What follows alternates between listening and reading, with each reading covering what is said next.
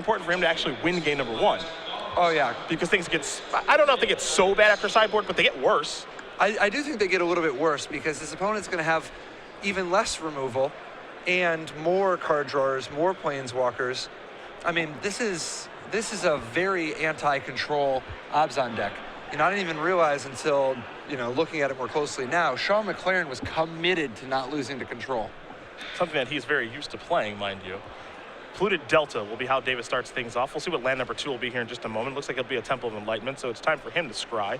You saw Jessup scry himself with a Temple of Silence. So we'll see where Jim wants to put this card as we do move into the early stages of our semifinals here.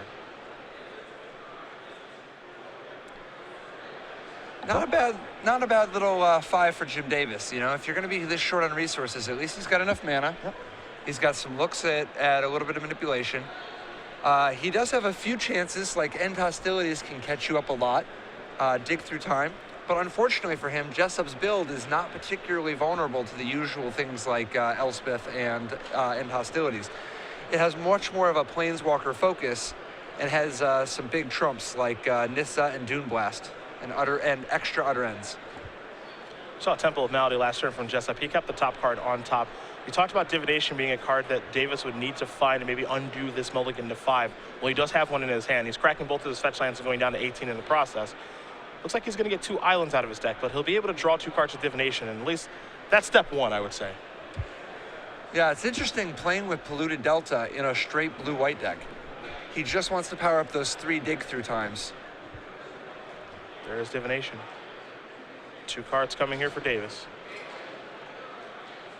We'll be heading back Jessup's way now. Jessup will draw a card. It's a copy of Sorin, Solemn Visitor. He left that on top with that scry land. He'll pass the turn back. We'll be going Davis's way. Davis will untap his 3 lands. You see End Hostilities over there. He'll draw a copy of Disdainful Stroke. That's a big one against these Abzan decks. Oh, yeah. The fact that Disdainful Stroke can profitably stop a Siege Rhino, very big. Or stop a Planeswalker before it even gets a single activation. And speak of the devil, it shall appear. The draw step was Siege Rhino here for Jessup. We'll see how he wants to sequence his big spells now that we're working our way into the mid-game. Land number 4 is going to come down. We'll see if it'll be Rhino to begin or perhaps Sorin, Solemn Visitor. That's interesting. It looked like he might have had an Abzan Charm in his hand, but a lot of players play the Abzan Charm on turn 3 to draw 2 cards because on turn 4 they're going to play a 4-drop and then they'll end up back at 7 cards again. But it looks like it might actually just be a second Siege Rhino is the multicolor card we saw. Here's a Sorin, and that's going to get countered by Disdainful Stroke. Now, do you prefer in that situation leading out with a Planeswalker or the Rhino? Well, a lot of Planeswalkers are going to be very effective against blue-white control. However, in this matchup, I like Siege Rhino a little bit more than Sorin.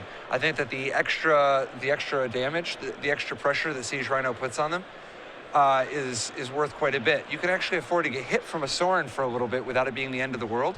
Plus, Sorin is actually a little bit vulnerable to things like Last Breath that Siege Rhino is not. So I actually kind of like leading with the Sorin just because of the lack of pressure. Tranquil Cove comes down for Davis. He's up to 19. Jessup looking to bring him down to 16 via Siege Rhino. We'll see if this does resolve. Jessup with 5 cards in his hand. Another Siege Rhino and Elspeth over there too. Again, he's working with a Planeswalker heavy build here. A lot of different ways you can take Abzan mid-range, but he's elected for Planeswalkers this weekend. Yeah, and Jessup's hand is very well equipped for fighting a blue-white control that starts down 2 cards. Now that Divination undid a lot of that, but at the end of the day, Jessup is just going to keep playing bombs. And if Jim Davis ever misses, if Jim Davis ever doesn't have an answer, things could slip away from him very quickly. Davis going to sacrifice his Flooded Strand, go dig an island out of his deck. So you see he does have 2 white sources of mana. Could have searched for a 3rd, but elected not to. We'll see if maybe he has a dig through time here in just a moment. And it looks like he does. So wow. The powerful Delve rare from Concertar here being cast here. Davis looking to get back into this game. I mean, this is huge. This is huge for Jim Davis. This is exactly what he was hoping to put together. Take a look at the top 7, choose 2 of them. See if we can get a good look at those cards. Devouring Light among them. Jim will consult the cards that he actually has in his hand right now. And figure out what 2 cards to take, which 5 to put to the bottom before we move to his 6th turn of the game. Got a feeling we're going to be seeing this card for the next 2 years. Oh yeah, Dig Through Time is, and that's just where a huge amount of the blue power is in Standard right now, is in Treasure Cruise and Dig Through Time.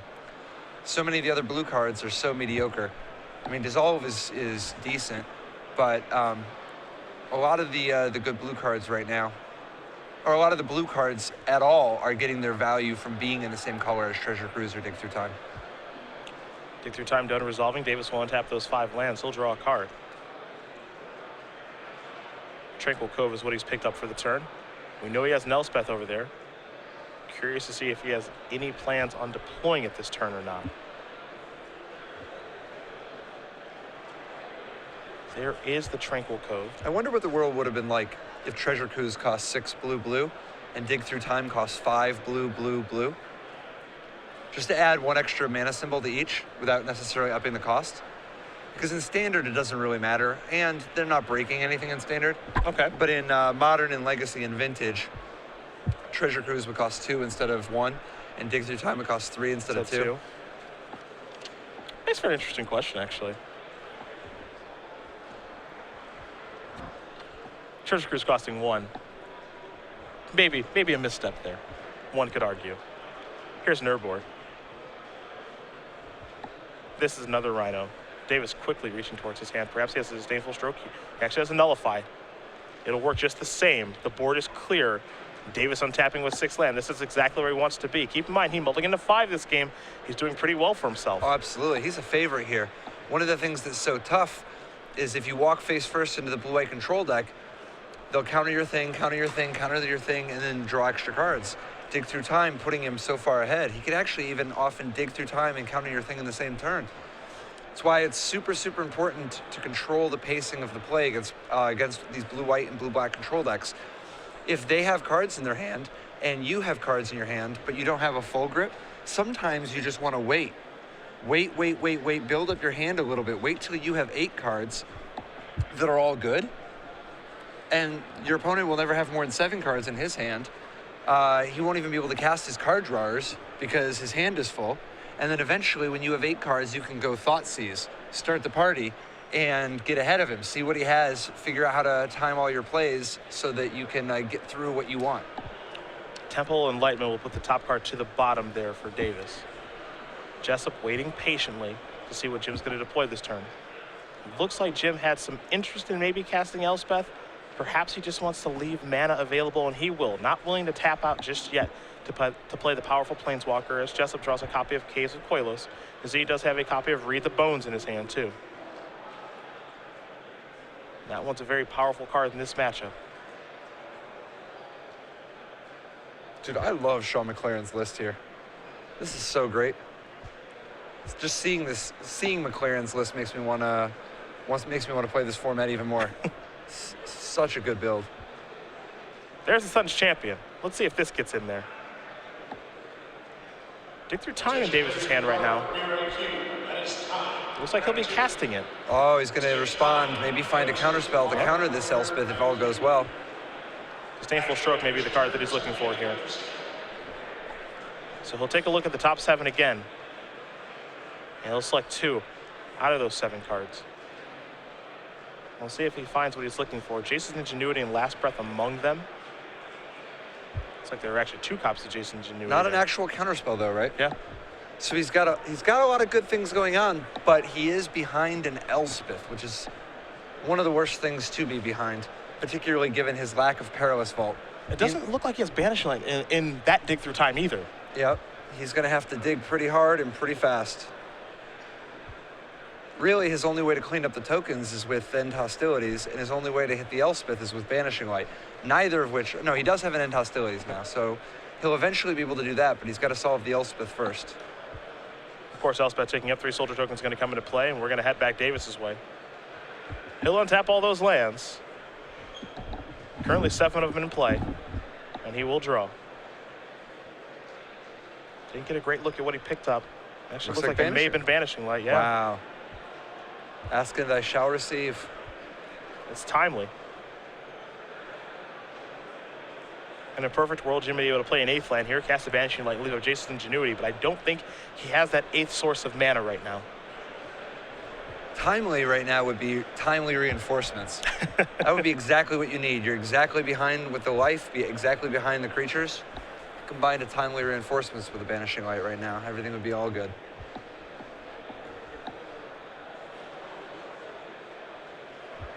Davis, a very methodical player, trying to figure out if he'd like to maybe cast Jason's Ingenuity right now before playing Banishing Light. He's got a lot of great options. The question is, what order? Yeah. You know, there's always that situation, too, where it's so easy to just say, you know what, do I take the risk in playing Jason's Ingenuity to try to draw into a land to play Banishing Light, or do I just, you know what, I'll just play Banishing Light. That's it. As a control player, the dice. Yeah, as a control player, how do you make that decision? I think part of it is, what is the risk here? What is the like, you can figure out what are the odds of missing, and if you do miss, what does that world look like? And Jim basically has enough 2-mana plays that are quite good that he said, you know what, I'm willing to risk it. I'm willing to end up wasting my turn doing something like just having a counter spell for his next play. Well, he did miss. He did not find the land that he was looking for to play Banishing Light as well, and now Danny Jessup has drawn a copy of Thoughtseize. Definitely a great draw. The fact that he also has a backup Elspeth and a Read the Bones, he can lead with Thoughtseize, see where Jim is laying, and then set up Read the Bones. He decides he wants to do it in the other order. But this is effectively giving him more resources to work with, so that when Jim eventually does get rid of this Elspeth, Danny, you'll be able to pounce on him. Siege Rhino and Hero's Downfall were the cards that he looked at with the Scry. Put one on top, one on the bottom. Windswept Heath and the Siege Rhino are the cards that he's picked up off of Read the Bones. All the cost for 2 life. And the Scry is so good on Read the Bones. I mean, it is a draw 2, but a lot of people say that it's effectively much more of a draw 3. And he comes with 3 soldier tokens. Davis is going to go down to 13. Elspeth's going to tick up. 3 more soldier tokens incoming. See if Jessup has any interest in casting Thoughtseize this turn or not. He might just be content with saying, you know what, you have to beat what I have on the board right now, and I'm not going to do anything else. That looks like exactly what he's going to do. Just passing the turn back, not casting the Rhino, not casting Thoughtseize, making Jim Davis deal with what's out there. Davis will draw a card. It's an Evolving Wilds, which looks like not a great draw, but because there's an Urborg in play on the other side of the table, it's not so bad. We'll see if Davis does notice the Urborg that's over there and realizing that his Evolving Wilds can tap for mana right now. Yeah, I mean, that's a totally respectable draw, assuming you see the Urborg play. Because he really did need at least 1 more mana. Now, the problem, of course, if he plays Banishing Light and End Hostilities here, he'll the next Elspeth will be completely ahead of him. Basically be in the same situation. Yeah, and he doesn't have Banishing Lights and End Hostilities for days. I mean, looks like he's got a second End Hostilities, but the Elspeth is the bigger problem. Davis organizing his mana, figuring out how he wants to move forward with this particular turn. He definitely knows. Nobody puts their Evolving Wild in the middle of their mana unless they are aware of of being able to tap it for a mana. Well, there's End Hostilities. That's going to clear away all the soldier tokens. And now it's time for a Banishing Light to take care of Elspeth. So he realizes Urborg is in place, a symmetrical effect. So he will use that to tap for black mana. Banishing Light will take care of Elspeth, but as you mentioned, there's still a problem, and it's actually what's in Jessup's hand, as Jessup will sacrifice his Windswept Heath and dig a land out of his deck. Yeah, Jessup, interestingly, choosing to hold his Thoughtseize, wanting to set up a big turn in the future. My guess, though, is that with Jim tapped out, I mean, this is the spot, you know? Make sure that Jessup has all the information when deciding what order to play his threats. Looks like Davis may have 4 cards in his hand right now. Jace's Ingenuity and Hostilities, and an Elspeth among them. Jessup will draw a card. It's a copy of Abzan Charm. The ability for these Abzan midrange decks to go deep in the late game with these control decks and still be able to win is very impressive. Oh yeah, I mean, just the sheer quantity of card drawers and planeswalkers give them so much game. Here's a Thoughtseize. Pearlic Ancient, along with 2 Elspeths. Jace's Ingenuity and an Hostilities are the options here for Jessup. What to select, I think, is very interesting. A lot of good options here. Yeah, a powerful hand, but a very slow one. See Jessup taking a look at his grip. He's got the Siege Rhino, the Hero's Downfall, the Elspeth, and the Abzan Charm. If you're in Danny's position here, given the contents of your hand, is there anything that stands out to you as a selection here with Thoughtseize? Yeah, I think the only 2 real options are Jace's Ingenuity and Elspeth. Now, if you take one of the Elspeths, your Hero's Downfall can hit the other one. Okay. And you can just try to ride your Elspeth to victory. The other way you can go with this, though, is go after the Jace's Ingenuity, because if you let him have the Jace's Ingenuity, his hand could get a lot better. It's not very good now, but it could get a lot better. And if you take the Jace's Ingenuity, let him keep his Elspeths, then at least you're ahead with Elspeths, and you get to ultimate first. He's doing a little bit of problem solving right now. He's saying these are the cards that you can keep. So far, looks like he's gonna let him keep an Elspeth, as he can't take them both. And he says you can keep it in Hostilities. Now it looks like he's saying you can have Pearlic Ancient, or actually he's gonna send that to the graveyard. Interesting. Pearlic Ancient, not the best at trying to break through an Elspeth, but it seems like Danny has reason to believe that he can just grind Jim out. He is on the Elspeth plan, but Jace's Ingenuity gives Jim Davis a lot of potential counterplay. Flooded Strand, the draw here for Davis. Jessup saying, Jim, you can have those 2 Elspeths. You can have the Jace's Ingenuity. I think I can beat those cards. Now Jim is posed with the question of, do I start Elspething first, or do I Jace's Ingenuity and try to get out of this? Because if he Jace's Ingenuity, he can find something like a Banishing Light. But it's very possible with his life total already at 13 and him already behind 1 activation of Elspeth, that he's going to want to just not fall further behind on board. Because if he skips a turn of Elspething, it's not just that he'll take 3 damage this turn, he'll take 3 damage each turn, because it'll effectively be an entire Elspeth activation away. It's an Ingenuity. So he does decide he wants to dig. And he has found a Banishing Light, it looks like, as well as a Dissolve and a Radiant Fountain. Again, Jim playing 4 copies of Banishing Light this weekend in his deck. So that was a big find. Yeah, seeing his gamble paid off. I mean, he's got to be happy about that. Radiant Fountain can get him a little bit of life. Yeah. He's also got to be asking himself, why did he take the Pearlic Ancient? Yeah. What does this tell me about the contents of Danny's hand? So often when you're Thoughtseizing, people who get Thoughtseized will just be like, oh, okay, I have this card, I don't have this card anymore. But what they should be asking themselves is, what does this mean? What does this tell me about your hand? Why would you be afraid of this? You know, sometimes you just only have 1 good card in your hand. But sometimes when you have an unusual mix of cards and they take a card that you weren't expecting, that can be an indicator that, you know, maybe this is telling you some information about their hand. Maybe they can't stop this. Maybe they have answers to that. Maybe they want the game to go this direction. Temple of Malady, the draw there for Jessup. Very quickly tapping 3 mana, so he will cast an Abzan Charm, I imagine, to draw 2 cards. He'll lose 2 life as a consequence. So, see what he's able to pick up here. 1 is a Temple, 2 is a Plains.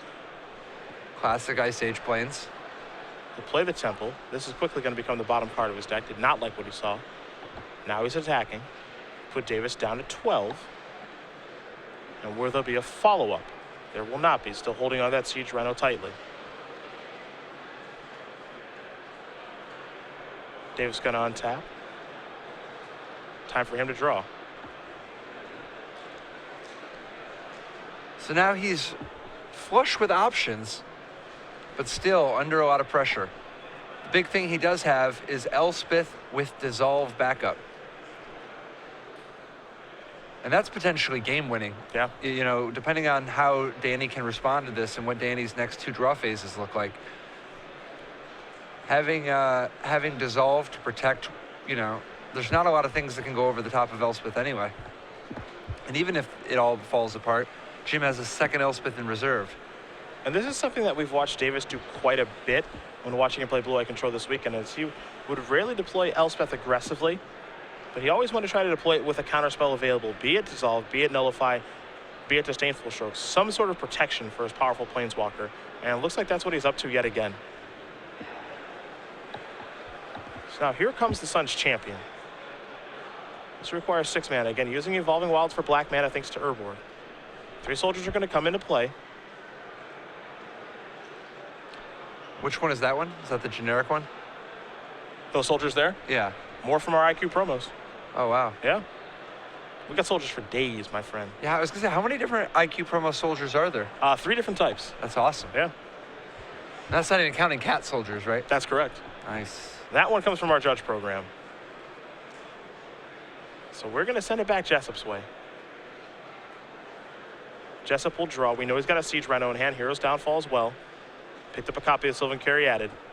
Not the time to draw that one. Here's a Temple of Malady. Maybe help him draw a good one next turn.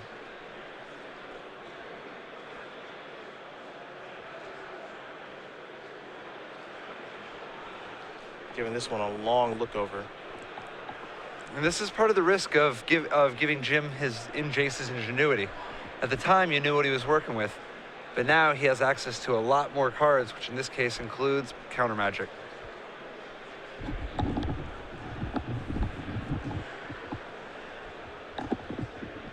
So Jessup wants to move forward here. Again, he knows about the in-hostilities that's over there on the other side of the table there for Davis. So by playing a Siege Rhino, yes, he'll be able to drain Jim a little bit and gain some life back, but Jim could clear everything out, make some more soldier tokens, and perhaps turn the corner and run away with this game.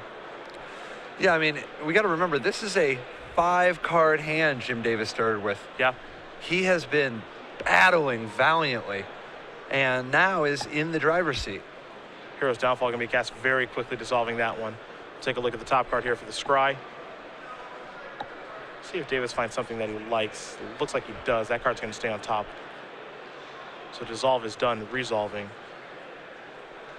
And Jessup's hand right now playing to Caryatid and a Caryatid, and a Siege Rhino.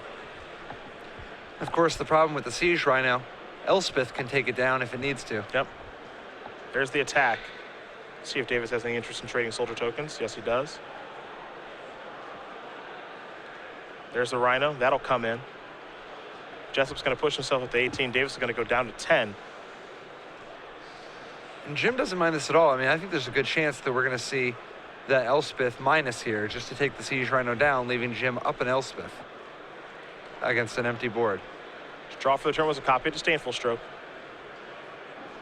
It's fantastic. I see why he kept it. Yep. It's a nice protection against Planeswalkers that Jessup could top deck. Remember, Jessup did keep this card on top. That's another one. Oh, yeah. I mean, Utter End is one of the few ways Jessup could try to make a move here. The problem, of course, Jim Davis has another Elspeth in hand. One of the options Davis considering, do I minus the Elspeth and then play another Elspeth that just has a lot more loyalty and plus it? A lot of good options for Jim Davis. But he also might just be like, oh, I want to have this in reserve in case Jessup hits running Heroes Downfalls. Looks like he might be happy just playing on hostilities to trade 1-for-1 here, too. Sure. He'll do that. He'll play Flooded Strand. He'll take up Elspeth. Maybe he wants to work his way towards the Elspeth and just get this game over with. We're going to go back Danny Jessup's way now. Curious to see what the top card is of his deck. I'm guessing it's not a Sylvan Caryatid. It's a Courser of Crewfix. So at least he'll get a little bit of card draw going here. And the nice thing about the Courser is that it slows down the soldier beatdown while ducking under Elspeth. So there's the 2/4 Centaur. Danny still has only 2 turns to find a Hero's Downfall or Utter End. Or else Elspeth's ultimate alone will kill him. Caryatid's the top card. Plane's going to come into play. Trigger the Courser. Jessup goes to 19. It's 19-10 as we head back Davis's way. Jessup's card in his hands to Caryatid. That'll be his draw for the turn as well.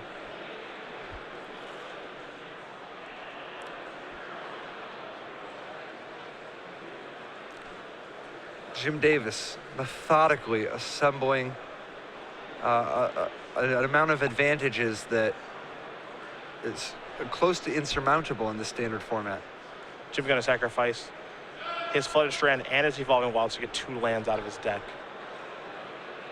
And remember, this was a mulligan to 5 by Jim, as you mentioned. It's a pretty impressive comeback here. And I felt that game 1 was very important for him to win because things get so tough after sideboard. More Read the Bones and some nice options coming in here for Jessup. Looks like only 1 land to search out for Jim. Oh, no, he did get 2. Did he get 2? Yeah, he put 1 into play tapped for Evolving Wild and 1 untapped for Flooded Strand. Got it. Thank you.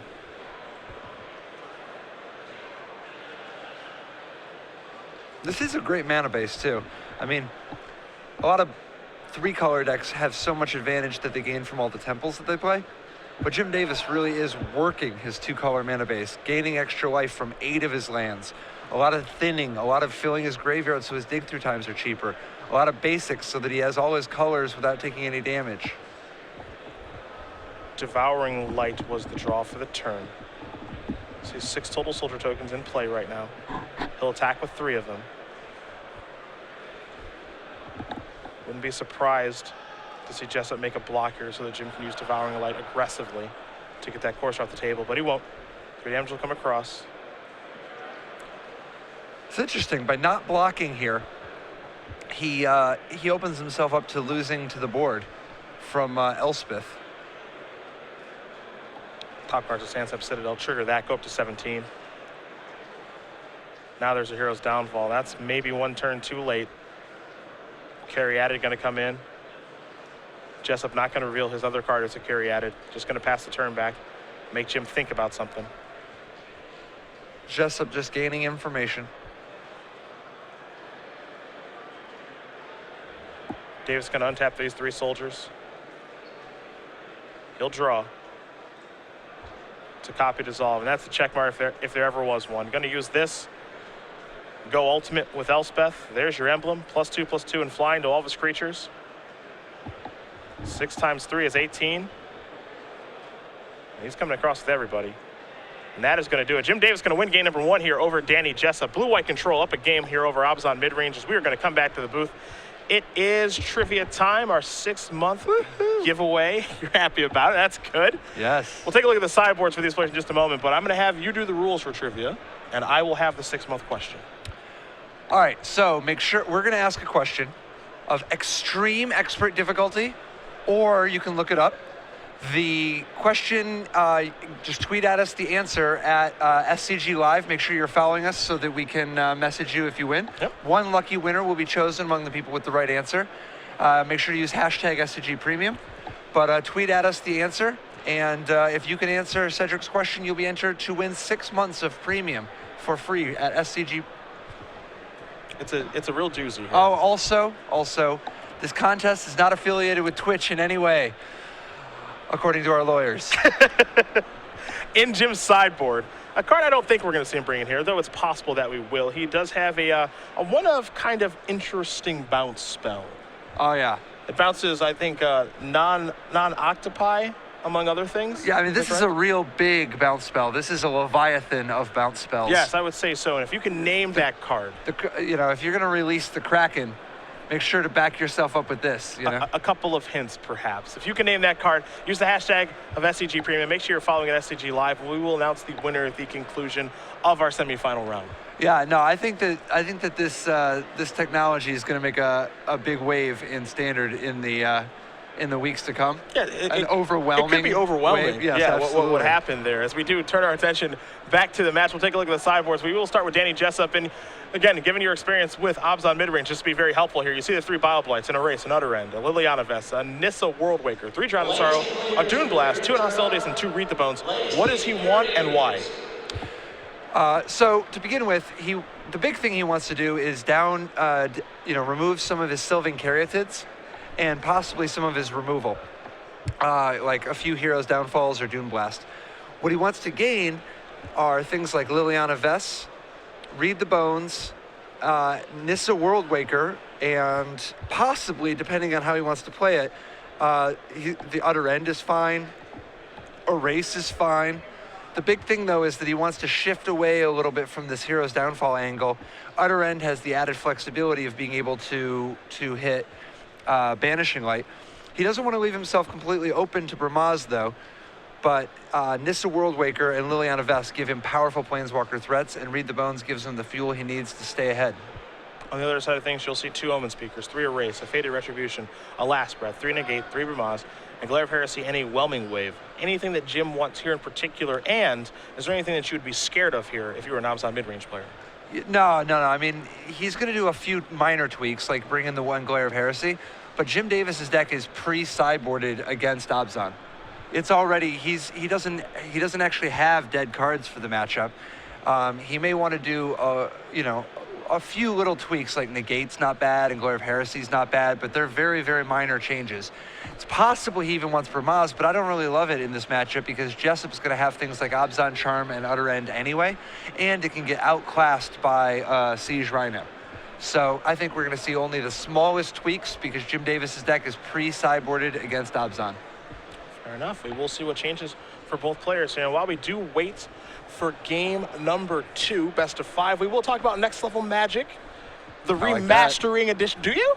You're a big fan. The remastered edition now available at Star City Games. Yeah, absolutely. It's the 2015 edition of Next Level Magic, which is basically just as the cover says, a guide to mastering Magic the Gathering. You know, there's articles every day, every week, all sorts of things for what people have been playing lately. But Next Level Magic's more about how to think about the game, how to build a deck, how to build a mana base, how to prepare for tournaments, how to learn from your playtesting, how to build a Magic team, things like that. I highly recommend it. And part of it is, honestly, if you win 1 extra FNM, if you finish 1 spot higher in an SCG Open, investing in yourself has already paid off. Now available in paperback and ebook. StarCityGames.com/NLM for more information. The new 2015 edition now available as we do turn our attention back to the match here between Jessup and Davis. Davis able to win game number 1 here on a mulligan to 5, a game that I think was very important for Jessup to win given the matchup. If you're Jessup, anything running through your head when you see your opponent mulligan to 5 and you're still not able to get the job done? No, I mean, it's how it goes sometimes, but I'm sure that it shakes his confidence a little bit. I do think that he's just excited to be able to sideboard in these Planeswalkers and extra Read the Bones. And get some of the poorer cards out of his deck. Yeah, particularly the Sylvan Caryatids, just because they don't block anything, and they're collateral damage to an end hostilities. Those are likely the first cards to go. Yeah, absolutely. I would cut all 4, particularly when you have Read the Bones to fix your mana anyway. Okay. When's the Next Level Magic manga coming out? Tell me. That feels like that should be a thing. That's your call, man. Dude, we got to get Michael Jacob on the horn. Ask him, get his expertise on this. That means he's going to have to stop playing League of Legends for a moment. I don't know if that's a good idea. Dude, I don't know. He plays lots of games, though. He does. He's also playing like Final Fantasy and some RPG I'm sure we've never heard of. Yeah. Yeah, once they got rid of version 3, he had a lot more time on his hands to play other games. So. Jessup going to take a look at his starting 7, see if he finds something he likes. He's got a Sorin there at least. Davis seems... Oh yeah, Davis, he's going to rock these 7. A Tranquil Cove there at the very least. Looks like he's got a couple of lands. See if he doesn't need mulliganing this game. We saw him do it twice last game, but he was still okay.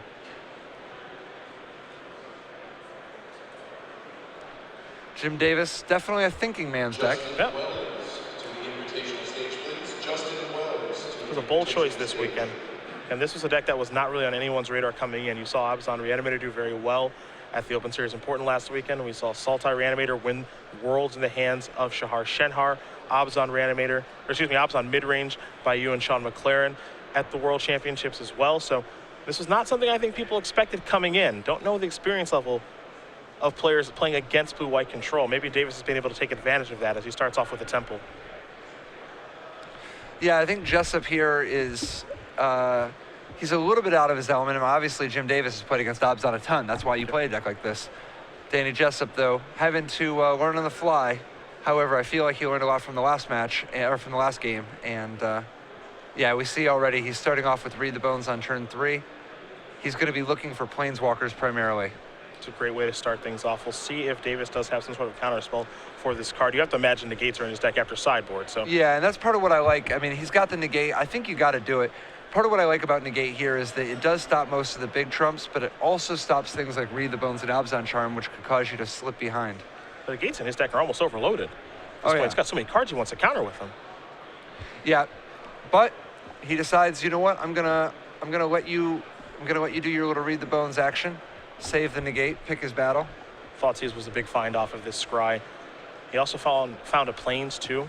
So if he needs lands, he's got one. If he wants Thoughtseize, he's got that too. He keeps them both. And we are moving forward over to Davis's turn. Davis draws a copy of Bramaz, King of Oreskos. So it looks like Jim Davis did decide he wants to switch it on him a little bit. And the matches that we've watched Jim play blue-white control, we've actually seen him board in Bramaz every single time. So perhaps his expectation is that people will board out removal against him and he can flip the switch. Yep. Interesting in a matchup like this where things like Utter End and Abzan Charm kill Bramaz incidentally. Tranquil Cove going to come in. Trigger up to 21. We'll pass the turn back over to Jessup. Jessup will draw. It's a copy of Urborg. Jessup with a lot of great options. Are we going to see a Thoughtseize to start it off? He's got access to Hero's Downfall, Read the Bones. One thing I like about Jessup's deck is just how streamlined it is after sideboard. He decides to pass. Yeah, given that he has a Sorin in his hand right now, I think his plan next turn is to play a land, Thoughtseize you, and then try to resolve Sorin after that. Interesting. He'll draw a card. It's another copy of Read the Bones. Yeah, obviously the other side being that if you Thoughtseize, you can Read the Bones that same turn and still have a full 7-card hand and have saved yourself 4 mana. Thoughtseize is going to get hit by a negate. And of course now Jim has access to 2 counterspells in the same turn. This could so end the up hurting Sorin him. doesn't produce anything. Yep.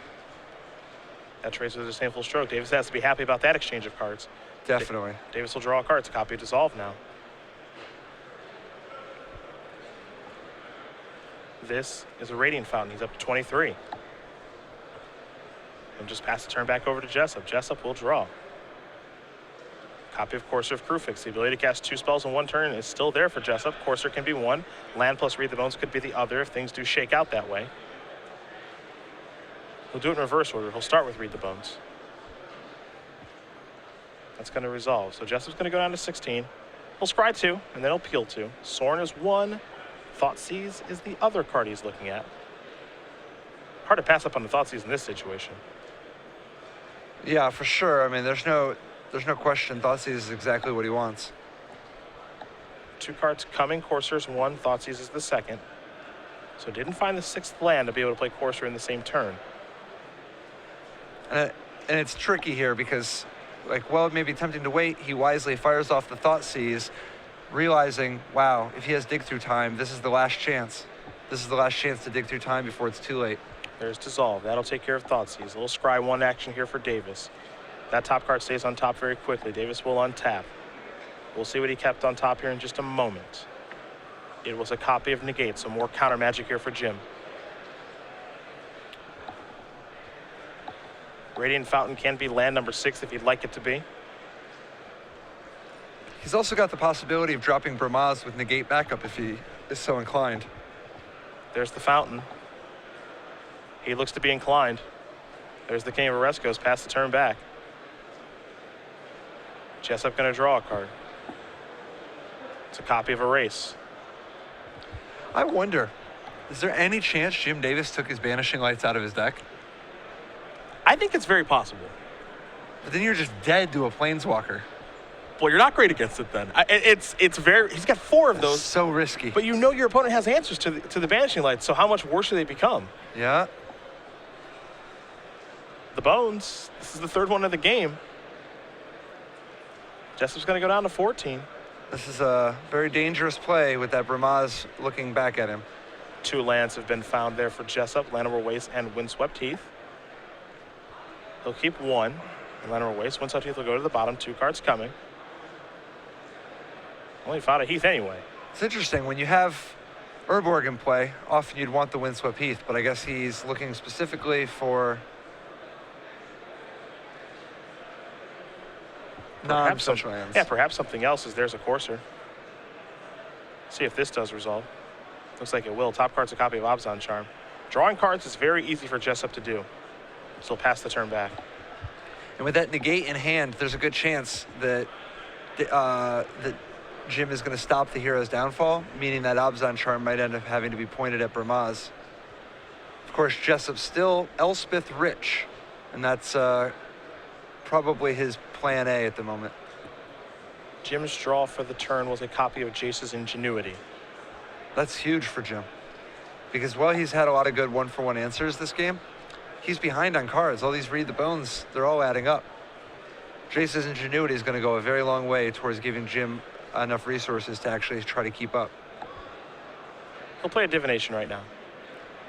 Yeah, I like this play. Starting with a Divination, build his mana a little bit more, set up so that you can Ingenuity to next turn, but keep a counterspell up. Looked like he may have picked up a copy of Banishing Light, so that question may have been answered here.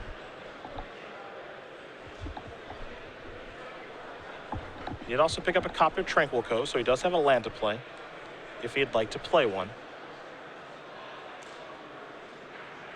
And there is always the very interesting interaction with Bramaz and Devouring Light. Oh, wow. Plus, if he Devouring Lights here, it only costs him one of his mana, so he still has Negate open. Yep. And you can tell Jessup is going to be blocking. He's just deciding, what am I blocking? Do I want to take one or do I want to take three? With his life this low, if he correctly reads that Jim Davis has a Devouring Light, he might just block the Bramaz anyway. There's your block. Jim going to consult the grip. Jim going to cast Devouring Light. There that goes. 3 damage is going to come across. Jessup's going to go down to 16.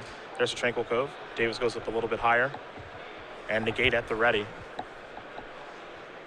26-11. Suddenly, Danny Jessup is under a whole lot of pressure.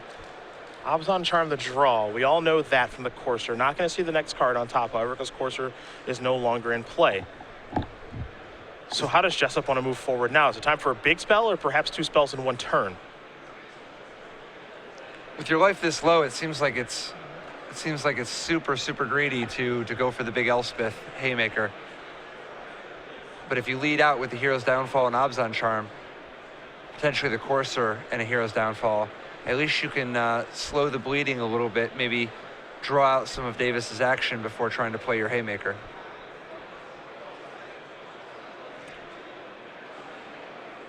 He's going to start with Abzan Charm going after this. Jim can't negate it fast enough. So that's taken care of.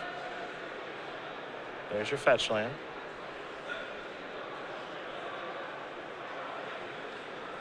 This is probably your Hero's Downfall to take care of Bramaz. Okay. So now we'll go back Important to to note, the Hero's Downfall means the Bramaz ends up in the graveyard, potentially able to fuel a dig through time. Perhaps that's why he led with the Abzan Charm first, is that he wanted to exile Bramaz and not have to destroy it. So just a land picked up there for Davis. So he'll figure out what he wants to do in this turn. Do you like the leading with the Charm as opposed to the Downfall there? I think I would have done it the other way. Okay. I think it really just depends on if you think Jim Davis has it or not. If you think he does have it, then you got to leave with the Hero's Downfall just because it's the one you want to have be countered. But in this spot, it's possible that Danny thought it was worth risking doing it the other way just because it's such a small battle, and he'd like to have the Hero's Downfall for an Elspeth, potentially get him back out of this. I definitely would have gone the other way, though. Jace's Ingenuity, perhaps, on the main phase. It looks to be the case. So 3 cards coming here for Davis. Nothing Jessup can do about that. So let's see what Jim is able to pick up. Just a couple of white cards along with the land, though I think one of them was a copy of Bramaz. And it was. You got to do so much work with these blue-white control decks with how underpowered some of the cards are. But Jim Davis is putting in that work right now. Yeah. Still gets to make an attack for 1 this turn with that cat token. That does have vigilance. From our judges program, that is Jeff Foster on there. Flooded Strand looks like the land that Jim's going to play. Again, he can play that and use it for mana if he'd like to because Orborg is in play, but he'll sacrifice it, go down to 25 in the process, get 9 out of his deck. And it looks like he's coming to a decision on what he wants to do. You'll notice that when Jim does finally figure out how he wants to move forward with his turn, gets moving quite a bit faster. Foster makes a pretty good cat. Yeah? That's what I think. Yeah, Foster makes a pretty good cat. He's kind of got a Thundercat vibe to him anyway. I think Jim gave him a poke with that cat token, though. Not too sure. All right, so he did get him for 1. Vigilance. So Danny Jessup has his opening. He's got an opening for Elspeth, which means that he ostensibly has a game plan, but he's got to imagine Jim wouldn't have tapped out like this if he didn't have a Banishing Light. The good news is this slows the bleeding a little bit. He'll be able to trade with 2 of the cat tokens and have a potential chump blocker at some point, or an attacker of his own. Jim's draw that turn, just a land. Now we know Davis does have Banishing Light in his hand, but we know Jessup has Erase in his hand, so he does have the answer. Oh yeah, and the mana to use it this turn. Yep. And he's done a good job over the last 2 turns of tapping his land in such a way so as to always leave the Citadel up anyway. A lot of people would naturally leave the Windswept Heath, but I think that here you definitely want the Citadel untapped instead, and normally it would telegraph something, but the fact that he's been tapping this way over the last several turns, I think helps obfuscate what his real play is. Whenever you're playing against this Abzan mid-range deck, too, the territory that you don't want to be in as the opponent is when they're in 2 spell per turn territory. Oh yeah. So Elspeth plus Erase, Downfall plus Charm, Courser plus X. That's when this deck's really hard to beat. There you see some blocking is done by Jessup.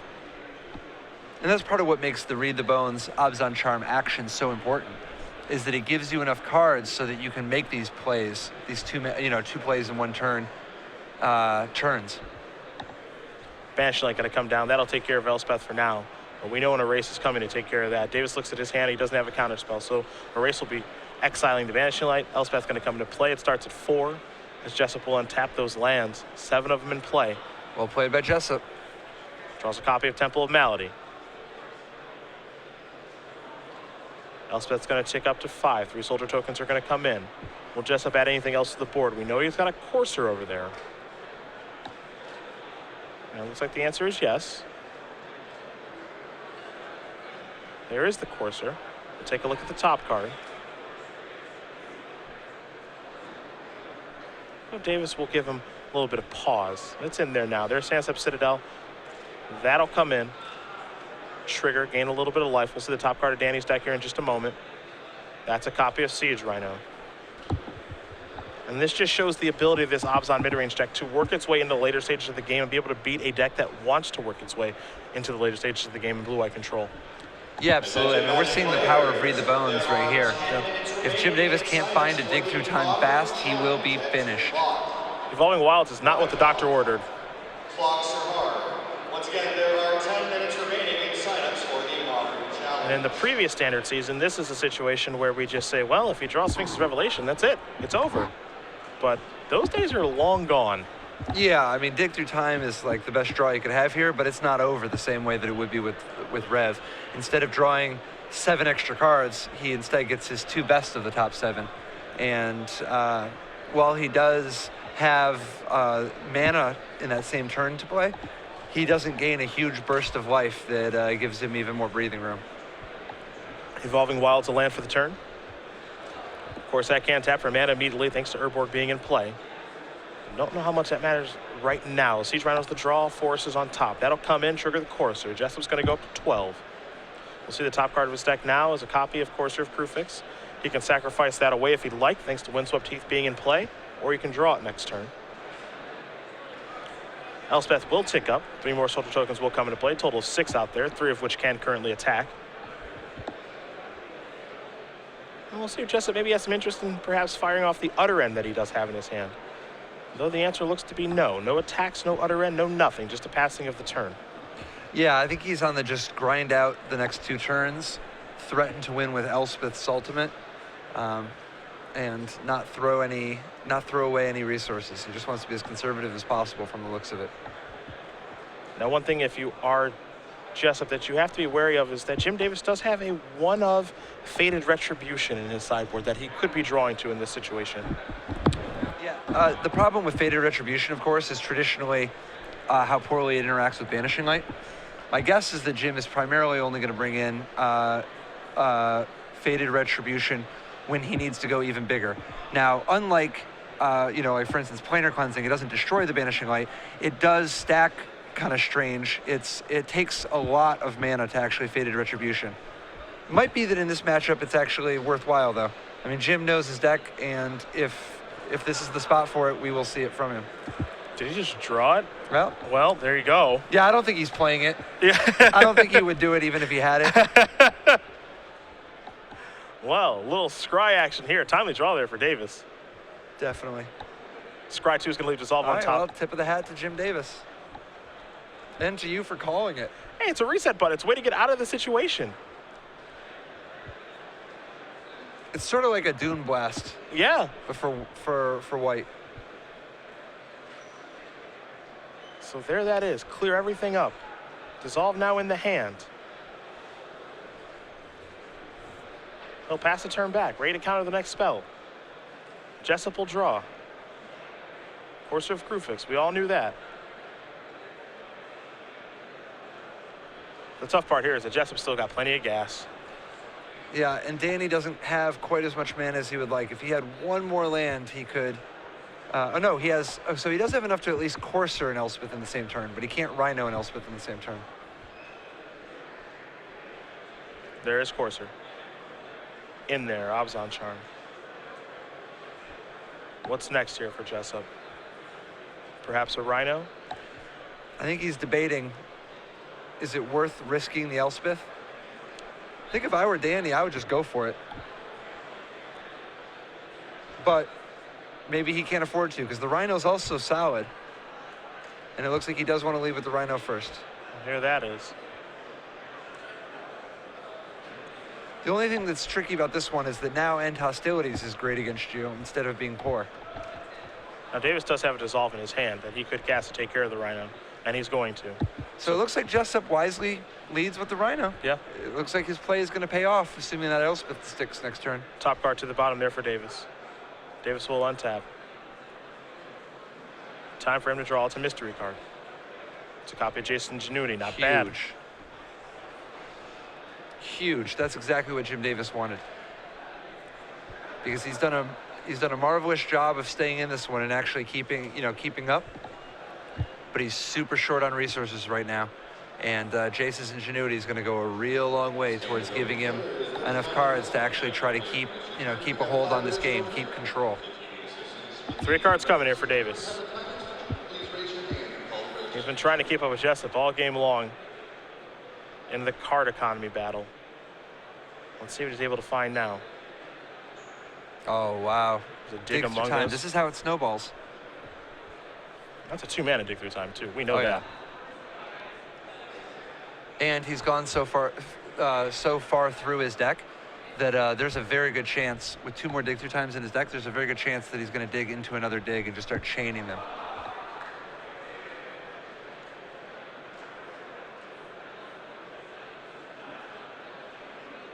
Game's getting interesting now. Davis, a high life total, 25. There's rating final. Let's make it 27. Jessup, pretty high, too, sitting at 13.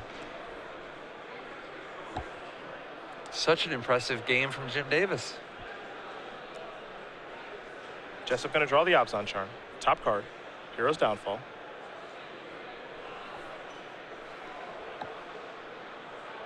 And the kind of card that Davis might need to close this game out is his Prolongation. Perhaps that's the one that gets the job done. We'll see, as Jessup's going to sacrifice his Windswept Teeth. Does not want to draw the Hero's Downfall, so he'll search up a Plains, and the top card of his deck will be a mystery here in just a second. Yeah, Jessup looking for just some extra shuffles, knowing he doesn't want the Hero's Downfall anyway. And if he shuffles now, he can at least see if he gets a land so that he gets an extra card from the Courser. A lot of people don't realize when you play lands off the top of your deck from Courser, it really is like drawing extra cards. Some people are like, oh, it's land only though. But the thing is, that's what you were going to draw next turn. You prefer not to. I mean, you have an extra card because now instead of next turn you drawing a land, you draw whatever your next card was, which is a spell, whatever percentage of the time. Jessup going to reorganize these lands. Perhaps he'll be casting an Abzan Charm to draw cards. We'll see. It looks like he will be. So he's going to go down to 11 to do this. Charm is 1. Sandstep Citadel is 2. Top card's Utter End. He's got all the answers. Utter End and Grip, Utter End on top. Citadel's going to come into play, as he hasn't played a land just yet. Heath was already in play when he sacrificed it, so he's up to 12.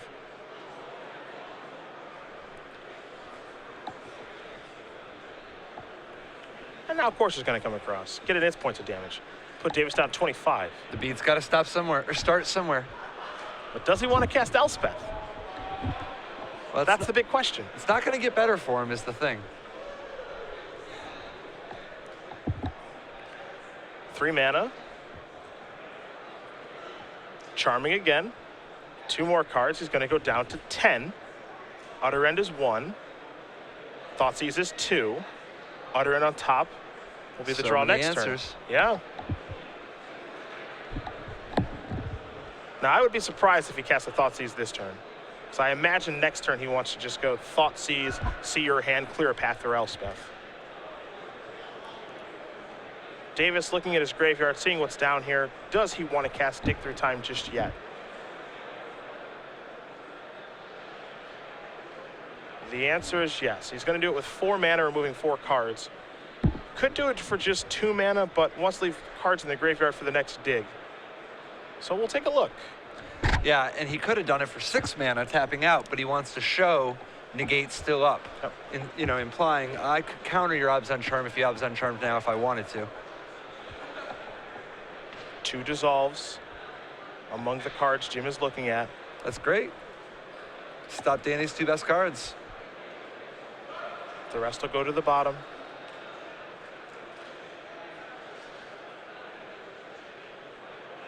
Davis going to untap and draw, knowing that there are 2 Utter Ends over there, knowing that the opponent has a Thoughtseize. The draw here for Davis this turn. It's another Radiant Fountain, so he can push himself up to 27 if he'd like to. The big question here for Jim Davis is how does he go about winning the game? Yeah, the card advantage he's putting together, combined with his cheap counter spells, are giving him some amount of control over the game. But he's going to have to find his last He only has 3 Elspeths in his deck, right? He's going to have to find either Elspeth or a Pearl Link Ancient. Ramaz is a tough way to do it, I think. I think so. Given the fact that you know your opponent has 3 copies of Utter End and now there's a Hero's Downfall staring back at you too. Pearl Link Ancient is the best way to win this particular battle. It's a Thoughtseize. Let's see if JD wants to counter this one.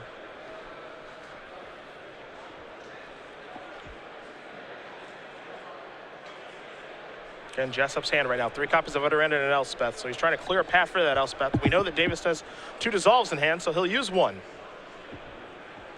And this will give him the opportunity to scry. Top card, we'll see where it's heading. It's going to stay on top, so Davis likes that one. An attack here from the Courser will bring Davis down to 24. And we'll see if Jessup does want to cast the Elspeth that's in his hand. He does. This is his move. This is the showdown.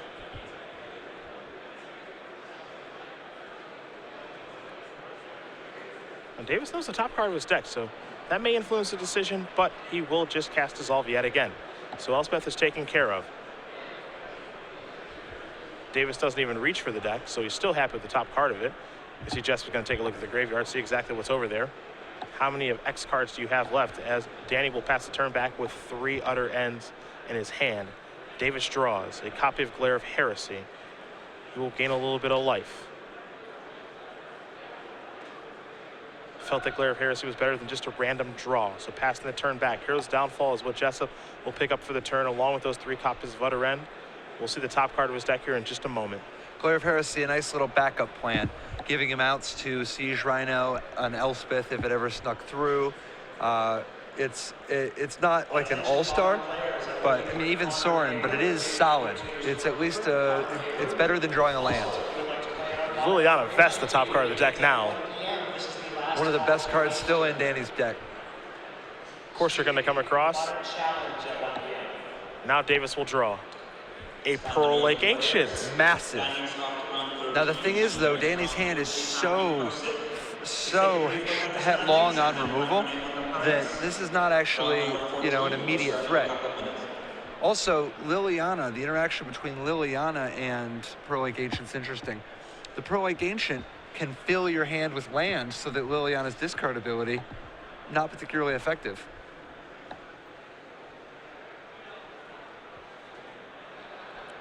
Big draw there for Jim. how he uses the Pearl Lake Ancient, that's where things do get interesting. You see his hand, a Plains, the Glare of Heresy, and that Pearl Lake Ancient. This is the one that he was looking for. He'll just pass the turn back. Jessup will draw. The Liliana, top card of the deck, is another copy of Hero's Downfall. Oh, wow.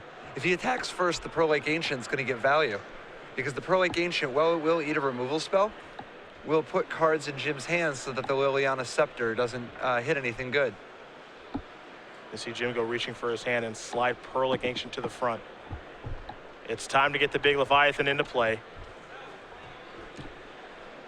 Pearl Lake Ancient does in fact love it when you call him Big Papa.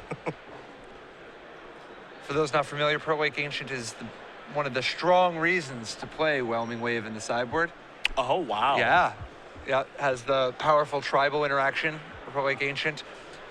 It returns to the hand for many reasons. Whelming Wave is not one of them. Whelming Wave actually powering up its prowess instead. Hero's Downfall is going to be cast on the Ancient here before it gets the opportunity to block. Davis has already decided what lands he wants to pick up. 2 Radiant Fountains, and it looks like a Tranquil Cove, perhaps a Temple of Enlightenment. One of those blue-white dual lands. So that's on the stack. We'll see if Jessup wants to respond. Does have 8 mana available. Could cast Utter End twice. We will start round number 14 in 1 minute. Things have certainly gotten interesting here. Yeah, I mean, most likely you just wait and let the Pearl Lake Ancient go back to the hand. See if he taps and spends his mana again. You know, he doesn't even have the extra 7, so. Jessup just wants to stick this Liliana. He doesn't need a Hero's Downfall next turn. What he needs is to draw the best card in his deck. There's the lily pad. Davis looks at his hand, realizes that's going to resolve. Now, it's possible that Danny may want to just Scepter Jim Davis every turn just to tick up the loyalty and threaten to ultimate Liliana, effectively, effectively taking over the game. Looks like he's got some interest in tutoring, however. Yeah. The question is, what card is he tutoring for? I mean, we're going to find out because it's going to be the top card of his deck from Courser. Yeah, my guess is that it's going to be a Planeswalker, although it's possible that Thoughtseize or Read the Bones are an option. You saw him take a look through his deck. He's got a Nissa, he's got an Elspeth. There's a Siege Runner left in there, but he's kind of running out of gas. Yeah, I mean, he's already played an awful lot of his powerful cards. Jessup's going to take a look now at Davis's graveyard as we are over an hour into the match.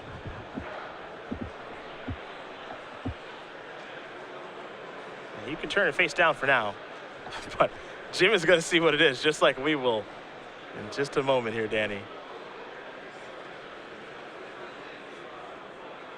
I think he may have searched up an Elspeth. Standard players. Yep. Welcome to round number 14. You have 15 minutes. Go back Jim's way. Elspeth, very effective at overpowering a Pearl Lake Ancient. Jim will draw. The counter spell would be very nice for him right now. Bramaz is actually what he did pick up, though. Though, to be fair, Jim with that Glare of Heresy in hand. So he does have an answer to Elspeth after it does get into play.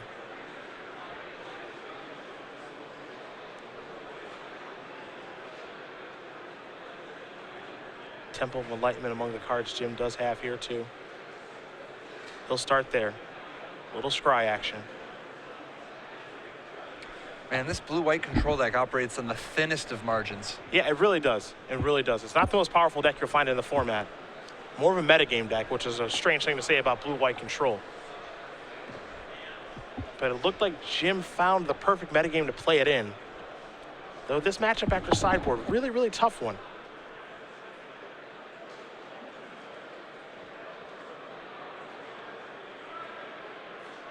Here's 3 mana. It'll be Bramaz. And this does leave him enough mana for the Pearl Lake Ancient also. Yep. He's just trying to work his way through. Oh, interesting. What do you think? Danny chooses not to Hero's Downfall on Davis's end step. A little surprised. Let's read the bones of the top card. Could have cast that or an Utter End. Elected yeah, not he to. did have the mana for Utter End, Yeah. and he had shuffled away the Downfall.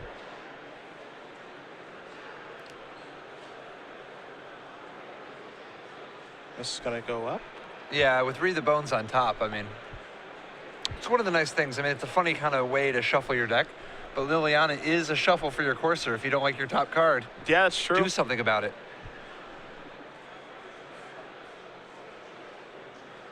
Marcus Leon to the side. 6. Please, Marcus Leon to side. Elspeth. Wow, and that sticks. Now again, Davis does have Glare of Heresy in his hand, so the question is, does he feel as though he can beat the 3 soldier tokens? Well, obviously, we're going to find out in just a bit here, but Jessup's going to pass the turn back with Utter End at the ready. Davis may be considering playing Pearl Ancient now. We'll see.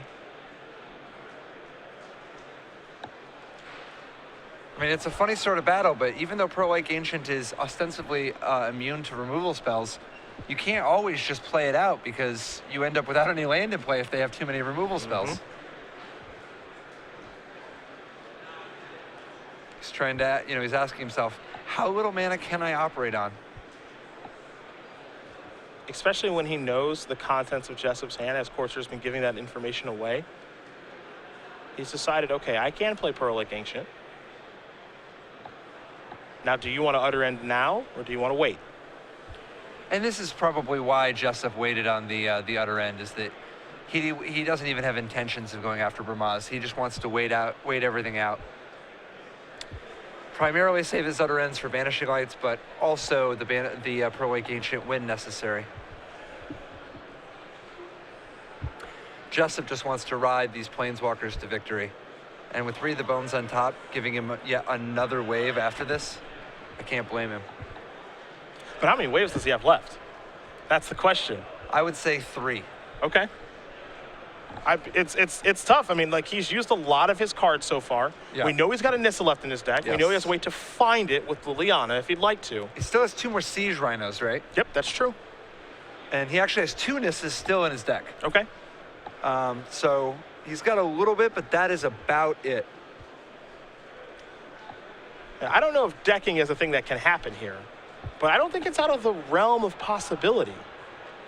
Jessup is drawing a lot of cards between Courser putting lands into play, Read the Bones and Abzan Charms drawing cards, Fetch lands taking lands out of the deck. Yeah, I always found it a battle when playing Abzan midrange versus any of the blue control decks. You got to count your library and make sure you know who the burden of proof is on, because it does come down to decking about 5% of the time. Pearl Lake going to come into the red zone. You saw Prowess was triggered from the Glare of Heresy. That did exile the Elspeth. David's trying to figure out the best attack. Yeah, he knows that he can attack with the Pearl Lake Ancient. The question is if he can get Grady and get Bramaz in there. And it looks like he thinks better of it. And Bramaz stays home to help hold down the fort. A quick chump block there from Jessup. In comes the Radiant Fountain trigger. Davis is going to go up to 24. One of the nice things about Pearl Lake Ancient is the interaction with Tranquil Cove and Radiant Fountain, giving you extra life as a result of the bounces, and Temple of Enlightenment, the big one, giving you a little bit of extra digs so that you can kind of keep things going into the late game. Yeah, this is a combination you'll find when blue-white, and I know that you guys found with blue-black when you're testing for the Pro Tour. Of course, different colors, but you can play Radiant Fountain and Dismal Backwater. Absolutely. Along with Temple of Deceit. So here's an Utter End. And Jessup decides it is time to go after the Bramaz. This gives him a little bit of counterattacking potential, but also, without having an Elspeth in play, he can't hold off this Bramaz forever. So Bramaz has been exiled. There that goes. Utter End does resolve. You know Jessup Straw is going to reread the bones. Everybody knows that, so that's added to the grip along with the Utter End. Top card right now is a Windswept Heath. See if he wants to just immediately put that into play or not. He will. Up to 11. We're going to see the top card in just a moment from Courser. There we go, Siege Rhino. And from the looks of it, is definitely Jessup who will be ran out of cards first. Oh yeah, because this blue-white control deck, it's not a rev deck. So Yeah. Dig, even though you see 7 cards, you only get to take 2 of them. The rest go on the bottom of your deck. Yeah, absolutely. I mean, the Flooded Strands, Evolving Wilds, Divinations, and Jace's Ingenuities have just not kept up with how much Jessup has been playing land off of Courser and drawing extra cards with Read the Bones and Abzan Charm. Read the Bone's going to resolve. Jessup going to go down to 9. Siege Rhino's one of those cards. And you see he's asking, okay, do you get to see the 2 cards when Courser's in play? I believe the answer to that question is no. Yeah, what'll happen is that Jessup will look at the top 2 cards. The Siege Rhino is face up. The other card is still face down. Danny will resolve his scry, but he doesn't have to show the other card if he puts it on the bottom. But all of the cards he does draw, he's going to have to show. Got it. So Siege Rhino's 1, Windswept Teeth is 2. Top card here from Courser. We will have him flip over in just a second. Jessup keeping all of the affairs in order. Thoughtseize on top now. It's miraculous. It's been this deep into the game, and he has never run out of gas. These Abzan mid-range decks just keep going. The problem, of course, being that eventually he'll have drawn his 60th card. Jim going to discard a Radiant Fountain. Dude, I wouldn't hate playing like 64 cards. I was actually about to say the exact same thing. There is one problem with it, though. Okay. Siege Rhino and Courser of Crufix are so much better than your other cards Okay. that it's just laughable to try to play more than 60. Okay. You just want to maximize your chances of drawing Siege Rhino and Courser. I was about to ask you, is it reasonable It's to not. try that? It is sometimes. It's usually wrong, almost always wrong. It's definitely wrong here because you have cards that are so good to draw. Rhino comes in. But I like where your head's at. Yeah, I was thinking, maybe a little 63, 64 action, if it's possible. I think it's good for it to be a part of your range.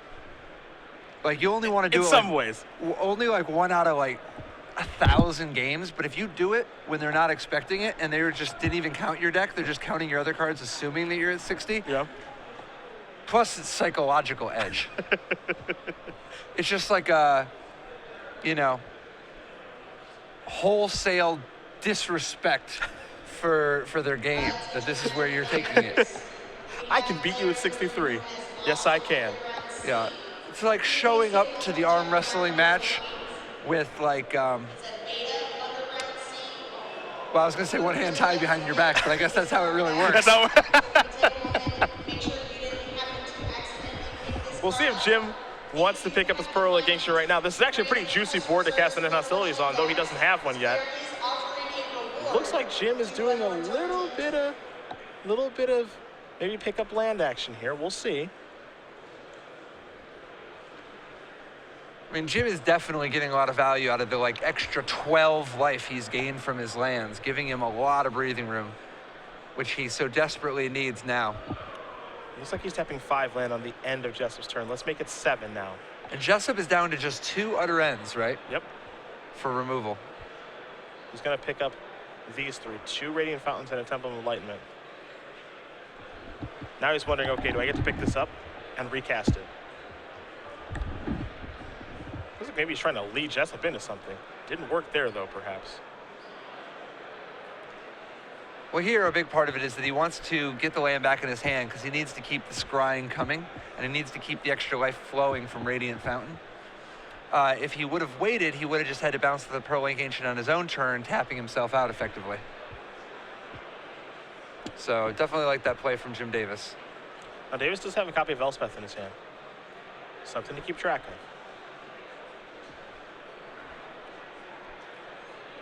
Now he's trying to figure out the best way to attack. Does need to be careful. Pearl Ancient is a big creature, so if his goal is to minus Elspeth, perhaps to kill the Siege Rhino, he'll have to tread carefully. Yeah, it's more likely that he'll want to just ride Elspeth's token-making ability for a little bit, but its top priority right now is trying to figure out how to punch through to get to that Liliana. He can't just sit there and let Liliana do her thing, particularly with a Thoughtseize on top, which is going to severely limit his options starting next turn. There's a Temple. Take a look at the top card. Didn't get a great look. But I imagine Jim is looking for a card like Get Hostilities right now. I think the best thing he can find is a Dig Through Time, because that's how he starts getting enough momentum. That's how he solves his current problems and starts actually getting ahead again. Well, he's left his card on top. Oh, that's great. I mean, this game has gone back and forth so many times over the course of the last half hour, 45 minutes. Oh, it is a marathon affair. That is to be sure. Looks like Davis might be casting his Elspeth now. And he is. So the Suns champion has shown up on his side of the table yet again. Jessup's going to take a look at those 2 utter ends in the windswept heath. Elspeth starts on 4. We'll see where the elevator goes. Well, it goes up. That's what elevators were born to do. Yeah, they can go down. Good point. And if he sends this down, he's going to have to pick up that Pearl Lake Ancient. He's rolling. Okay, he's going to go to 5. They're the 3 soldiers. Doesn't look like any attacks to be had. Jessup sliding some man around, preparing to cast another end, it seems. And he is. The question is what the target's going to be. Got to be Elspeth, right? No. He decides differently. Wild. I can see where he's coming from with this, right? You target that. Jim picks up 3 lands, puts it back in his hand. You thought sees it out of there. Sure. That does solve that problem. Yep. And maybe you go after the Elspeth with just your attack phase. Yeah, or your other end. So this is going to pick that up, yeah. That's true. That's a good point. I like it. So it's time Smart to untap. play. Yeah. Thoughtseize going to be the draw. We know that.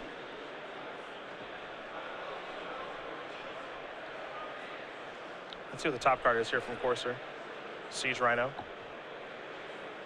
It is taking just about every trick in Danny Jessup's playbook to win this game. He might have to use his whole deck in this game and the next couple of sideboarded games to get the job done. Leading out with Thoughtseize. A grip full of lands, and Pearl Lake Ancient is going to go to the graveyard very quickly. Jessup knows all the lands that are in hand. And so now, Jessup's going to have to figure out how he wants to use the Liana. Maybe he works his way towards the ultimate, as you suggested, which it looks like he's going to try to do. Particularly since he has one of his only 3 good cards left on top of his deck. Might as well draw it. So Tranquil Grove gets discarded. Now here's the attack. We'll see how Davis would like to block here. We'll also figure out where the attackers are going. It looks like it went straight to Davis's head, which is smart because he doesn't have enough to kill Elspeth unless he utter ends a token. So instead, he's just going to utter end the Elspeth and get all the damage that he can through. The only thing that's tricky about this is that because of the way he's doing it, Davis, if he wants, could keep his guys and go after Liliana.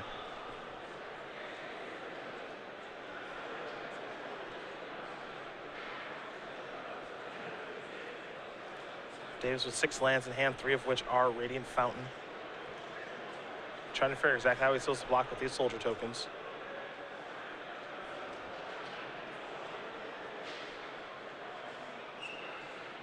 So 2 will go there. Soldier tokens are off the table. He's got 1 left. Some damage will come across from the Rhino and the Courser. Elspeth still out there. You have to imagine, as Jessup does play a land to trigger the Courser, that he's going to take care of that. Other end will get that off the table. He knows the coast is clear. He's already seen his hand from the Thoughtseize earlier in the turn. Jim Davis is a little bemused by the 3rd utter end. Nobody expects the 3rd utter end, you know? Yeah. And you can tell he is definitely amused by this. They look at, you know, you look on one side, you look on the other, and you're like, okay, well, that's both of them. And then they show you the utter end. Yeah. He was taken aback a bit by that. Yeah, oh yeah, he couldn't believe it. He looked through his graveyard. This is 2. This is 2. This is how many you do. This is 2. Yeah. The Stateful. The Stateful strokes the draw. 3. Now keep in mind, he did keep Stroke on top of the deck. There's a Temple. Let's see what this is going to be. Chase's ingenuity. I think that says a lot about the amount of hatred in Sean McLaren's heart. That he would just show up with 3 utter ends. And this is no disrespect to Sean McLaren. He was killing it, and I love his build of Abzan. But that is a hateful, hateful approach to just show up with 3 utter ends and wipe smiles off of faces. Got a hater in the house. Top card here for Jessup is a Temple. Now, you mentioned that there were 2 Rhinos left. He's found them both. Yep. There are 2 Nisses. He still has 2 Nisses. That's it. Okay. I mean, it's possible that he kept a Sorin, that he has another Sorin somewhere, but like, I think there's a good chance that his deck has like 8 cards in it, 7 cards in it, and 2 of them are Nisses, and 5 of them are You know, like some lettuce, slices of tomato, a wrapper. It's the Obzon charm, which doesn't do anything. It doesn't kill anything of Jim's, and it just draws 2 more cards that are air. Yeah. It does give him another look at Nissa. See, he does put it on the bottom. Yep. He's looking for Nissa. Temple of Silence, top card now. Yeah, it just doesn't have any cards to do anything besides Nissa. He's going to cast the Rhino. I think Jim is going to have to counter this. Oh, yeah. I mean, he's so far behind. Yep, there's your counter spell. He's got to do something.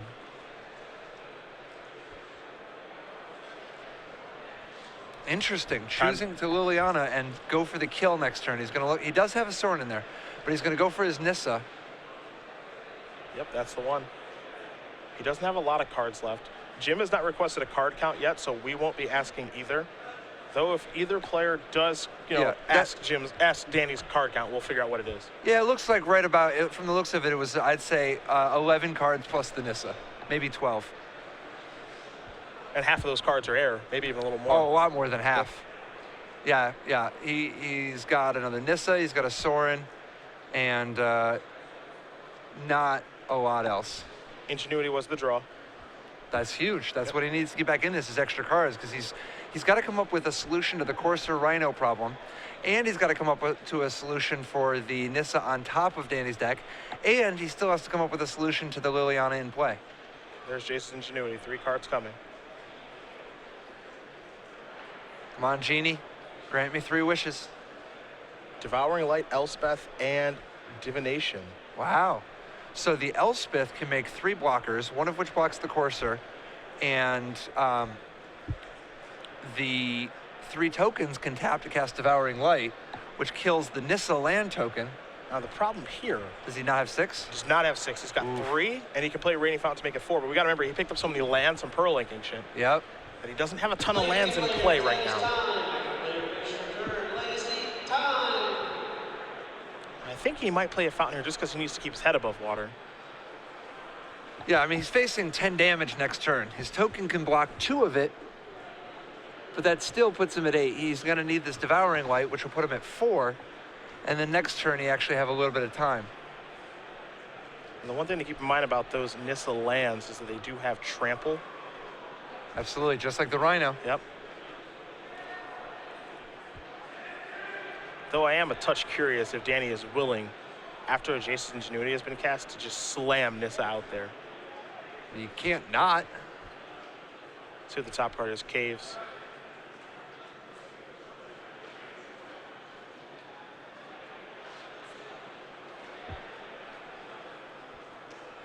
Danny having to decide whether or not to even play the land off the Caves. His deck is starting to get low enough. All right, he's going to cast Nissa. There that is. Jim probably hoping he wouldn't. But it starts at 3.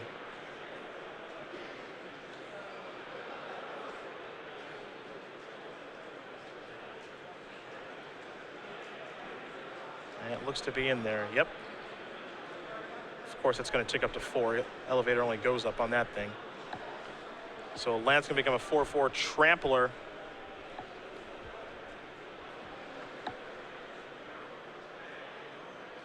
And into the red zone it gets to come.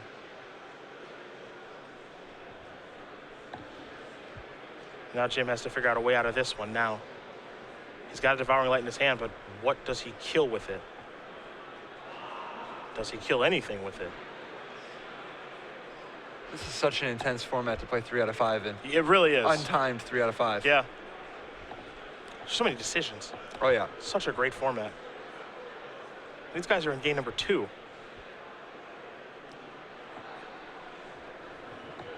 We could have maybe a 2.5, 3 hour match in front of us. We know the next one's not going to be that long. It's White Blue Heroic against Just Guy Tokens.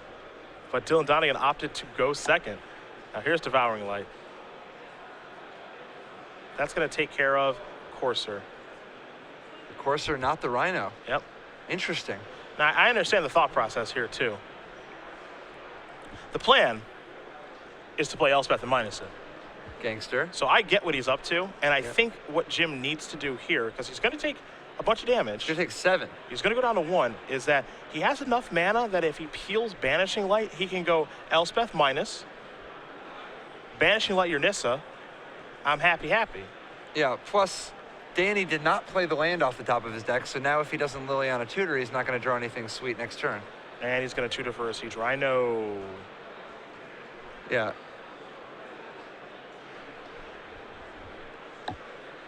Nobody suspects the 5th Siege Rhino. But no, he does have 1 Siege Rhino left, apparently. Yep. And more importantly, Jim doesn't get to see the card that he tutors for. So Davis will untap. Good point. He gets to draw. Yeah. Dig through time. Add insult to injury. Now, I don't know if there's a combination of cards that he can dig into. Yeah, not with this kind of mana. I mean, if he just had a little bit more mana, but he can't sweep the board and stop the Nissa and stop the Rhino on top. Yeah. It's all the different angles of attack. Nissa being a planeswalker, making creatures. Rhino being on top of the deck thanks to Liliana. And the fact that he needs to, as you mentioned, sweep the board, do a bunch of different things all at once. He's going to cast Dig, though. We'll see what he can run into. And again, you understand why he Devouring Light with the 2/4 Courser instead of the big creature.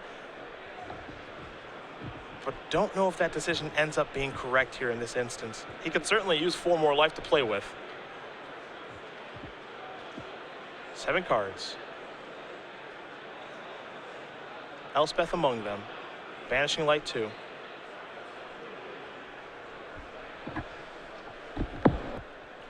Yeah, if he somehow just had 4 more life, he might be able to steal this one.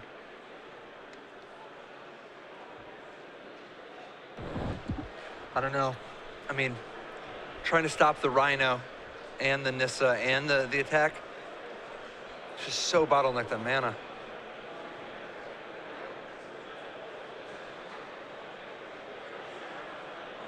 He's just a little too far behind because he's got the cards in his hand now. He's got the resources. He just went too many turns without having anything going.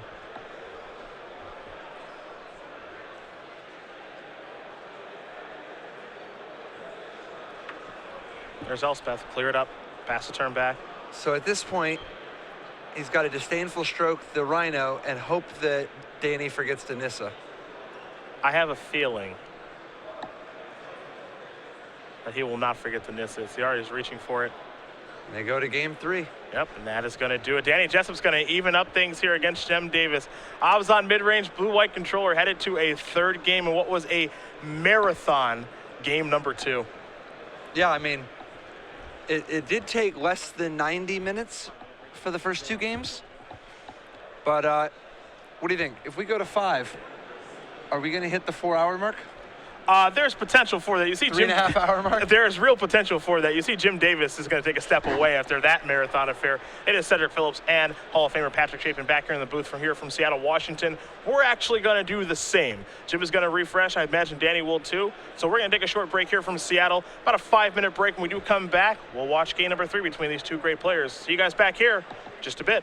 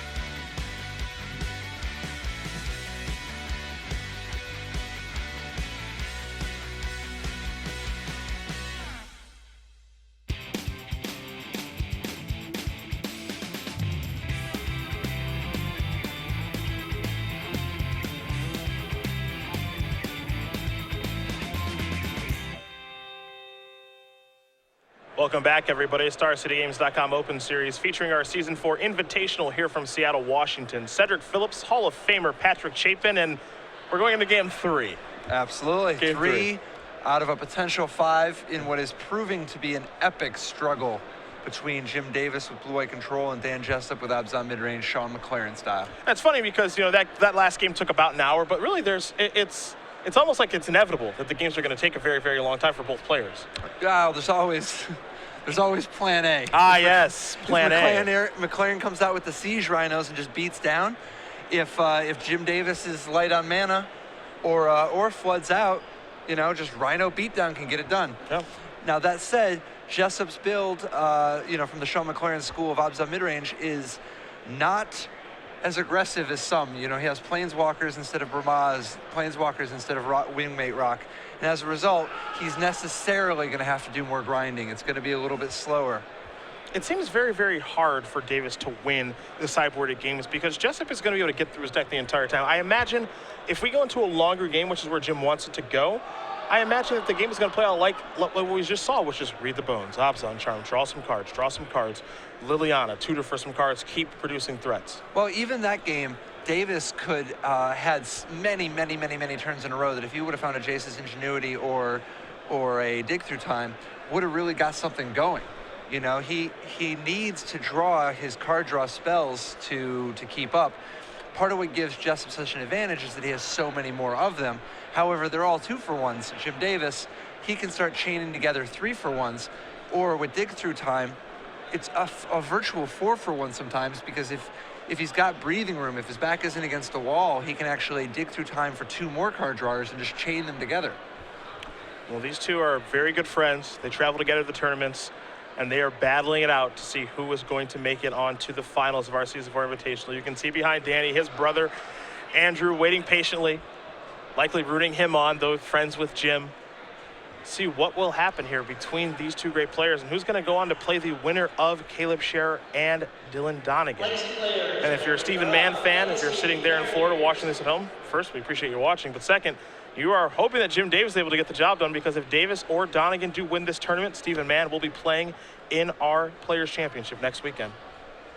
Yeah, I mean, there's a lot on the line, and Stephen, S-Man himself has got to be rooting for, he's got 2 horses in the race. He knows who he's rooting for. And this is a big game, the Players' Championship next weekend. What's the total purse on that? 50,000. 50K split between 16 people? Yeah, first place, a cool 20 grand. That is intense for not even just opens feeding into this tournament. I mean, the fact that this isn't even, not a Grand Prix, not the Pro Tour, the Players' Championship. 16 competitors, $50,000 next weekend from the Star City Games Game Center in Roanoke, Virginia, December 20th and the 21st. All accommodations and travel paid for the players. That's insane. There's so many $50,000 tournaments with it. Is this the 5th 50K of the year? 4 invitationals and a Players' Championship? Yeah. Those are all bigger than Grand Prix. Yeah. And airfare and hotel. airfare, to get out there. Hotel, accommodations, hotel, everything taken care of. And we knew, Baller. a lot of the tickets are going to be punched this weekend too, so it's not going to be the cheapest airplane tickets that have ever been purchased, but it is what it is. We want to make sure the players are going to be there, and it's going to be a heck of a weekend next weekend in Roanoke. If any of them aren't going to make it, I'm available. Dial you up. I'm willing to sub in if anybody just is busy that weekend. Well, I know you want to play some Standard. You were telling me. Oh my God, this Standard format is so good, so fun. It disappoints me that you don't have a good blue deck. I think of you. I do have a good blue deck. Do you? Abzan. Read the Bones and Abzan Charm is like Esper Charm and Mole Drifter. And then Siege Rhino is it's combination Mole Drifter, Broodmate Dragon, Plume Veil. And then, End Hostilities is about as good as the Wraths that we had in our day. That's Howled Barrel right there. Yeah. 5 mana. Yeah, and then Cruel Ultimatum. Elspeth is close enough. Now you're being mean to Cruel Ultimatum. No, there's always a greater power. I suppose that's true. Both players will take a mulligan down to 6 here. Besides, it's not like we have very many counterspells in that deck. Yes, it is true that we had the Broken Ambitions, but yes, you did. Thoughtseize is better. And yes, we had Cryptic Command, but Oh, those were the days. Cryptic command. Nice little deck they gave you there. Nice little deck. Well, you know, the thing is you had pretty bad mana. I think that was the problem with that deck, right? You had some tough mana. Well, that's not true either. No. That's not true either. Although I would have played Temples. Oh, God. I would have cut some colors if I had access to Temples. I don't even want to think about Temples in that deck. Oh my God, Temples would have been so beautiful. You don't need, 13 Vivid Lands. Temples along with Reflecting Pool. Yeah. That's a nice mana base right there. Yeah. And you're never going to have mana issues, I'm I still going to imagine. want some Vivids in there. Vivid Creek is Creek is like that. For sure. You had some filter lands too, right? Oh yeah. Filter lands are not particularly realistic Magic cards. Those were the days. Yeah, I mean, the nice thing about filter lands is that it shows Wizards of the Coast is willing to print lands better than Underground Sea. Well, both players going to lay out 6 cards here. Maybe one of these players will run into Plan A. We'll see. They are taking mulligans after all. I hope they both do. Well, that'll make for an interesting game. Yeah, just both of them mull down to 3 and just see what see what happens. One And then they divination. just spend the next 4 turns getting back to their starting 7, and then we just go from there. Yep. David's going to be on the play this game, of course, as he did lose game number 2. He doesn't look thrilled with the hand he's looking at here. He does have a Radiant Fountain, so we know he has at least 1 land. Not sure about the rest of the contents of the grip, though. SCG going to hold any Vintage Masters paper opens? We'll have to talk with them. I would like to cover it. Dude, Vintage Masters that's one of the best formats to cover for limited ever. It's so good to watch. It looks like a lot of fun. Plus, the format itself is just super awesome. So Jim is going to 6. Down to 5. Down to 5. Yeah. He's Plan A in effect. First of all, that's one of the most fun limited formats. The format's just absolutely great. Absolutely great. Major props to Wizards of the Coast for putting together such an awesome set with pretty bizarre constraints. I mean, nothing in that set is modern legal. Really? Isn't that crazy? Wow, okay. There's only a couple cards that were printed, mirrored in or beyond. Okay. But they're like Skull Clamp and Jace the Mind Sculptor, which Wizards is pretty committed to not allowing in Modern. I think we should be allowed to have 1 tournament where Skull Clamp's legal, just to see what we can do. It's the Vintage Championships each year. No.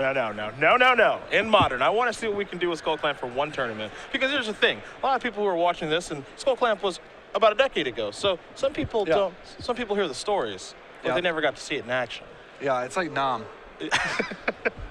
You don't know. You weren't there. Yeah, some people should have to experience it firsthand to see what Affinity was like with Skull Clamp, or see what Goblins was like, Also or elves. like Nam. Yes. So, are you familiar with the Vintage Masters? Have you done very many Vintage strategies? A few. Tranquil Cove to start it off. Apparently there are 3 cards that are more highly correlated with victory than the Power 9, than any of the Power 9, than Black Lotus, Ancestral Recall, any of them. Okay. What are those 3 cards? I'm going to guess one is Skull Clamp. Yes, one is Skull Clamp. Now, if you can tweet at us, let us know if you can guess either of the other 2, because one is Skull Clamp. Okay. So we have a 2-land from both players. Jim Davis. No third land. Just misses. Has Brimaz in hand, too. Would have loved to have that play, particularly if Jessup was going to have to read the bones. Now, Jessup has the card, I think, that matters, again, so much in this matchup. There's a Read the Bones. Davis is going to take a look at his hand. We'll see if he has a negate for it, and he does. And I almost feel like you're forced to pull the trigger here, and he's going to sacrifice his Strand. Yeah, particularly given that he wants to play Brimaz next turn. Yep. He's got to play. He's going to plan on tapping out, so he wants to get something out of this negate while the getting's good. I do have a guess for one of the other cards. Tweet at us at SCG Live. What are the other popular... What other cards are more highly correlated? What cards are better to draft in Vintage Masters than Ancestral Recall or Black Lotus? There's the negate to take care of Read the Bones. Those have got to go. Davis going to draw. Is it land number 3? It is. Island. Brimaz, this might be the opportunity for him to steal one. Man, Jessup will draw. missed the Vintage Masters format already. They just discontinued it last week. There's a temple. Now, he doesn't have double green that casts Course right now, but what he does have is a copy of Abzan Charm, and the versatility of this card is just through the roof. This card is so good. Yeah, and this is why Brimaz is not as reliable here. And that should be Exile, which they do have under control. Jim mostly just wants to try to hit some land drops and get some card drawing going. He's got dig through time in his hand, so he's actually not in the worst shape. The problem, though, he's a little bit short. He mostly right now is just sitting around. What he would love to do is just negate anything and draw a land, you know, a fetch land, ideally. There's not quite a few of those in his deck. Jessup's going to take one from the Llanowar Waste. That'll provide him his second green mana for the Courser of Crufix here. We know that's going to resolve as Jim's looking at a Purling Ancient and Hostilities, a dig through time and a negate. We'll try to bluff some counter magic here. But after we're through that area of the game, the top card of the deck will be a copy of Thoughtseize. Now Jessup can slowly build up an advantage with the Courser. As we'll head back Davis's way. Davis draws a copy of Tranquil Cove. He's up to Not 21. that bad. Yeah, you know, he needs a little bit of mana. He's got End Hostilities in his hand to try to catch up anyway, but I think it's always interesting seeing the how much time and how much Hollywooding people put into things like bluffing, counter magic, or whatever. I think Paulo Vito de Maderosa put it exactly right. The best bluff in general, the 98% of the time, the best way to bluff is you just leave the mana open for whatever it is that you're representing. You don't do anything. You don't try to sell it. You don't act different. You don't put too much finesse into it. You just keep them in, and this is among sophisticated enough players to know what kinds of cards that there are. But at a high level, when you're playing at high level tournaments, the way you bluff is you just play in the way that would allow you to do the thing that you're bluffing if you had it, if you wanted to, and then let it go at that, because anything else, you start giving them more information.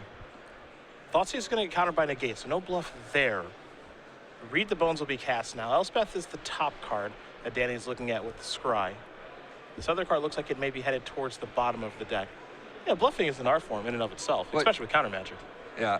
Now, of course, there's also just the picking your 2%, picking those few spots where you actually, you know, go a little bit outside the playbook and do something unusual. So Nissa and Elspeth means that Jessup's firing on all cylinders. He's hitting his land drops because of Courser, so he's got some board advantage, and he's got a lot of threats in his hand. Top card for Courser now is a copy of Llanowar Waste, so we know another land is coming here. This is just the power of Courser right here. Absolutely. Courser Crufix draws, you know, on the average, draws right around 40% of a card a turn, a little bit better than 40% of a card a turn. And it gains a little bit better than 60%, maybe 65% of a life per turn. And that's not even counting interactions with shuffles when you have things like scrying, whether it be temples or shuffling away from Windswept Heath. Once you can actually manipulate your library, you get those numbers even higher. And as a result, Courser Crufix, one of the most powerful cards in Standard. Better or worse than Oracle of Moldiah? Better. Better? Yeah. Okay. Yeah, Oracle of Moldiah, definitely Oracle of Moldiah benefited from the fact that Valakut and Primeval Titan at various times were legal. But as strong as Oracle of Moldiah is, I think Courser of Crufix is in another league. Part of it is that Oracle of Moldiah was a 2/2 for 4. You're paying a lot for the abilities. Courser of Crufix is a 2/4 for 3. Cheaper and bigger, and this is a great set of stats. Things like Bioblight and Lightning Strike can't even kill it. Courser does come across, and now it's an Elspeth, putting Jim to the test right away. Do you have a counterspell? Maybe yes, maybe no. You had better. Well, you can see his hand. Dig through time and hostilities and Purling Ancient. I mean, the answer is no. Elspeth ticks up. Three soldiers coming. The one thing Jim has going for him is that he can dig here. Now, he needs to find an answer to Elspeth, whether it be Glare of Heresy or Banishing Light. He already has an End Hostilities in his hand to try to catch up, but he's got a lot of problems right now, and that's not even counting the fact that Nissa Worldwaker is waiting in reserve, and Danny Jessup has an Erase, so Banishing Light isn't even reliable. Yeah. We saw Erase be good in the previous game, even though it was a long, drawn-out affair. It's going to be pretty good in this one, too, given that Jim is bottlenecked on resources as is resolving a dig through time right now. Yeah, I think Erase is it's just excellent here. The games go so long, you're eventually going to get a chance to cash in for Banishing Light, and Jim just doesn't realistically have a way of operating without Banishing Light. Yeah. See Jim looking at quite a few cards here. Nice to dig through time. Jason's Ingenuity, a land if you'd like it. Divination is an option, Disdainful Stroke 2. There's also Dissolve hiding out, so a lot of options here for Davis. We'll figure out what he wants to take momentarily. Looks like Divination and a Disdainful Stroke are the cards that he's selecting and has now selected. So the rest are going to go to the bottom. He does get to order them, of course. A minor thing, but may come up if things go that way. Yeah, now he does have fetch lands, so most likely he would end up shuffling at some point. However, an Urborg could potentially create a situation in which Jim never actually shuffles his deck. Pluto Delta the draw. Divination will allow him to draw 2 more cards for the turn. I mean, he's just racing to find Glare of Heresy. Dig Through Time and Flooded Strand. Excuse me, Temple of Enlightenment are actually the cards that he's picked up here. So we'll see what land he opts to play, as he does have an option. And he will go with the Temple, so it's time for Jim to scry. Take a look at the top card. Don't have a great look at it, but we'll see where it's headed. It's going to become the bottom one. Not the Glare of Heresy. Yeah. That's the big one here, I think. Banishing Light's okay, but I think Glare of Heresy the has to be problem is he sees Utter End on top. Yeah. And he doesn't even know about the erase in Jessup's hand. I think there's just too many things that can go wrong with Banishing Light in this position. Windswept Heath, the card on top. Jessup going to put that into play, trigger the Courser. He's up to 15. Let's see what he's going to reveal now. Liliana Vess, that one was a game winner in game number 2. Just continues to snowball. There's an attack for 5. Elevator's going to go up to 6 on Elspeth. 3 more soldier tokens.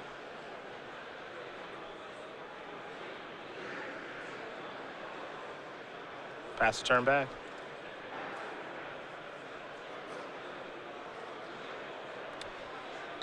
Jim, with end hostilities, potentially buy himself a little bit of time, but the problem is now that he has to end hostilities, he's not going to have a catch-up mechanism for the next wave of Elspeth tokens. So if he doesn't have a Glare of Heresy here, oh my God, that's a game changer. The last possible second to still be in pretty good shape. He has Glare of Heresy. He can get rid of the Elspeth. He can end hostilities this turn, stabilize the board. He be tapped out, and Danny will have the ability to stick a Liliana or whatever else in his hand he wants. However, Jim will have quieted things down a little bit, will only have 1 threat to be facing next turn, and has a Dig Through Time in his hand. He has chances of getting something going. That's incredible. This is, I mean, and he only has 1 Glare of Heresy in his deck. That's a huge draw. That was literally the best card in his entire deck. That was the 1 card that could give him good chances of actually making a run at this one. He's going to start by playing the Delta. He's even got exactly enough mana. Yeah. Including exactly enough white. Everything is just coming together. For the opportunity to at least get himself back into this one. That's all I can really ask for at this point. Glare was the perfect draw. He's going to cast that. There goes Elspeth. So that's taken care of. And now you have to imagine next up is then hostilities. Yeah, absolutely. I mean, he's facing 8 power, including the card advantage of the Courser. Wow. Talk about discipline. So he wants to hold up a counterspell, take a huge hit, and stop the Liliana from coming down, and then untap, end hostilities, and still hold up counter magic. And it's possible that Jessup just doesn't actually Liliana here. Jim might not even need a counterspell. If Jessup just doesn't Liliana, Jim can actually dig through time on Jessup's end step so that next turn he has a counterspell and control of the board. This could, Jessup has to keep playing. If Jessup doesn't play a card here. Wow. And he's not going to. This was a really nice play by Jim. What an incredible play by Jim Davis. So now here's Pluto Delta. He's going to go down to 5. And as you mentioned, this gives him the opportunity to dig through time. And the big plan here is to be able to play on hostilities with the counterspell available. He's giving himself the best chance to win. Man. And Danny did not play the counterspell, fearing play into the potential counterspell, which gives Davis the opportunity to dig through time. There it is. Did he even have a counterspell? At this juncture, I do not believe so. He's got Pearl Lake, he's got hostilities, and I believe 1 mystery card over there. This is some serious high-level play. Jason's Ingenuity among the cards. Negate will be a counterspell for a Planeswalker. This is time in round 14. Active player finishes turn and follow 5. I don't think there's a counterspell there in his hand, but he can make sure there's one now in Negate. And he knows what his opponent's drawing, so he knows about Nissa in hand. He knows about Liliana. He knows about Nissa that's on top of the deck. He's going to take a deep breath. He knows he's in some trouble, But he can work his way out of trouble here thanks to dig through time. Looks like he might be going with negate and Jace's ingenuity, though. It's a real decision to make now.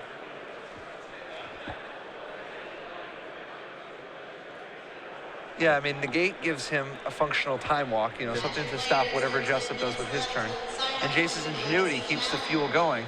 This is how he tries to snowball. You know, on his next turn, he'll end hostilities, hold up negate. The following turn, he'll Jace's ingenuity, hold up whatever counterspell he finds. This would be such an incredible comeback if he actually pulls this off. So it's negate and ingenuity. Those are the weapons of choice. Rest are going to go to the bottom. The draw step's important here too. Let's see what he finds. Tranquil Cove, not bad. It's a land to play. Yeah, he could use a little bit more mana anyway, and the life buffer really is relevant at this point. And hostilities will clear all the tokens and the course out of the way, and he's going up to 6. He'll pass the turn back with negate at the ready.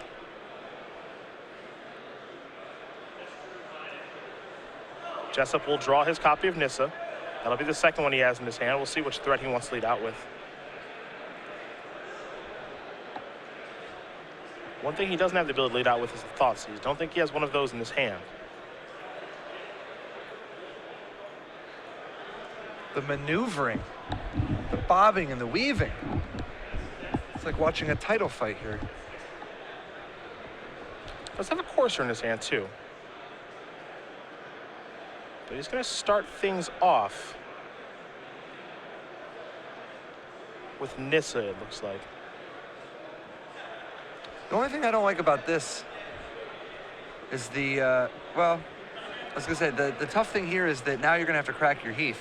It's always nice to be able to save the Heath for when you have the Courser in play. Yep, there's negate.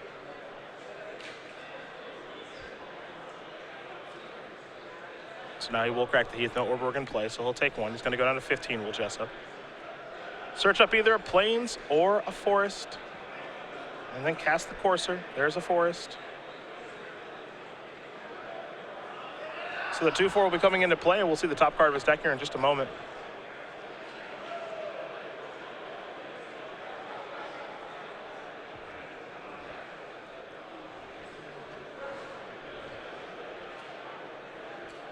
And he does play the Temple of Silence. Gains a life, continues to dig. Let's see what that top card is for the Scry. It's a Forest. Can't imagine he wants that one. That goes to the bottom. What's now the next card? The nice thing is that soon he'll be at a spot of being able to play 2 threats in one turn, 2 real threats. You know, this Courser's something, but it's not putting Jim under the life-threatening pressure that some of his other threats would, like Nissa. Read the Bones, not a bad reveal. Davis will draw. Temple of Enlightenment is what he's found. You see his hand right now. Ingenuity, Pearl Lake Ancient, Disdainful Stroke, and the Temple of Enlightenment. Yeah, good chance that he'll be able to Disdainful Stroke Danny's biggest threat and Jace's Ingenuity in the same turn. What's interesting is that Danny, by putting that Forest on the bottom, ensured that he, unless his top card is an untapped land, can't play 2 Planeswalkers in the same turn. If he had kept the untapped land and just been willing to draw a land instead of just Coursering, he could play Nissa, get it countered, and stick the Liliana. Or go the other way with it. Now, he wouldn't be able to attack that turn if he stuck the Nissa, which makes Liliana the more appealing keep, but... Davis does Scry, leaves the top card on top. We'll go back to Jessup. He'll draw his Read the Bones. Top card is copy of Utter End. We saw how important those were the last game.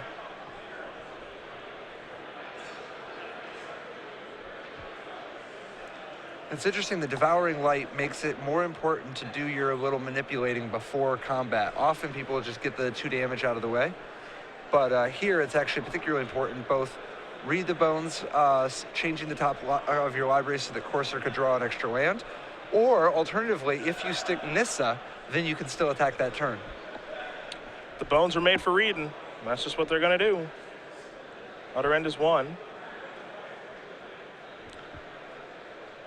Let's see what the other card here is just a moment, if Danny wants to keep it or not. Looks like he wants to put Utter End to the bottom, so he wants to take these 2 cards. 1 is Elspeth. 2 is Temple of Silence. Top card of his deck now is Temple of Malady. Jim wants to write those cards down, make sure he knows exactly what's going on. So those are added to the grip. Temple's on top. We'll see if he puts it in play or not. And he will. Perhaps. I'd be shocked if he doesn't. Yep, there it is. Trigger the Courser up to 15. We'll see what the scry is here in a moment. Soren. Soren kind of at his best right now because of the fact that Jim's life total is so low that even a threat as soft in this matchup as Soren can get the job done, but also Soren costs less than some of the other threats, making it easier for Danny to do 2 big plays, possibly eventually even 3 in the same turn. Let's see if Jessup wants to play one of these Planeswalkers this turn. Still has Anissa, still has the Liliana. This is reorganizing his mana. So something that costs 5 mana is going to be cast. It's going to go with Liliana. Yeah, he was deciding which one does he want to just throw away, which one does he want to use as bait, and he decided that this time Liliana. And what's so interesting about this is Davis is he has a copy of Purling Ancient in his hand, so he wants to try to get the full amount with this Leviathan. Jessup attacks, you know. Block the Courser, the counterattack, kill the Liliana. He's going to Jason's Ingenuity instead. I think given that he's on a mulligan to 5, he needs so much to go right that I would have tried to get him with the Pearl Lake there, myself personally. Yeah, I mean, I don't know, how does that, the problem is that he's going to Liliana and Demonic Tutor. Sure. And it's possible that Jim just doesn't even want to let him Demonic Tutor because he's like, oh, well, I can't beat you if you go find Thoughtseize. Okay. I mean, I like it, but maybe that's what you have to do. Maybe your only way to win is to take a big gamble. Yeah. Davis down to 4 now. Maybe just trying to pick a better spot here with the Pearl Lake Ancient. I do like the play by Danny drawing out the permission. A masterful choice of bait to lure Jim with, to draw out his counterspell. The draws a Dissolve. You see a Banishing Light over there. Pearl Lake's still there. Ingenuity is over there. Elspeth too.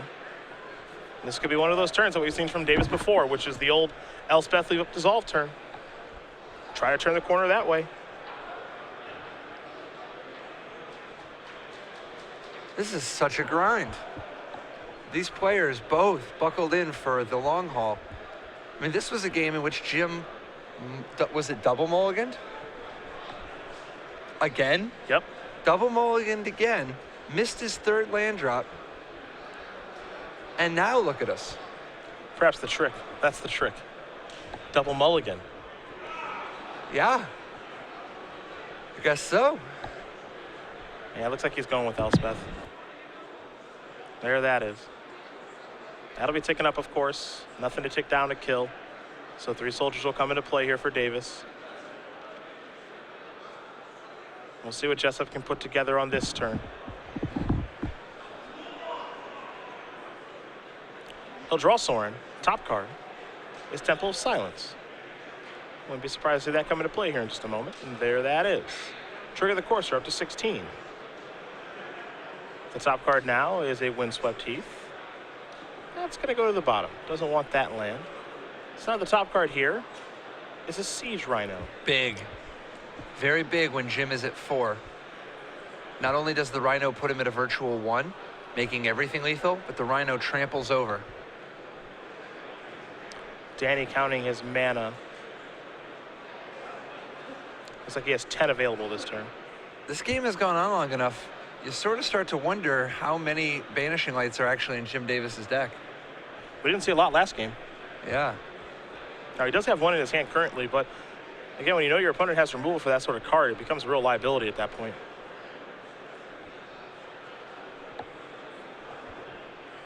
Elspeth. At least an attempt.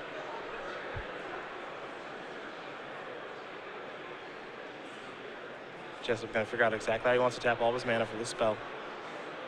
Remember, he does have 10 mana at his disposal this turn, so Elspeth plus Utter End or Elspeth plus Soren is something he can do this turn. But step 1 is the Sun's Champion, and it's in there. 3 soldiers as well.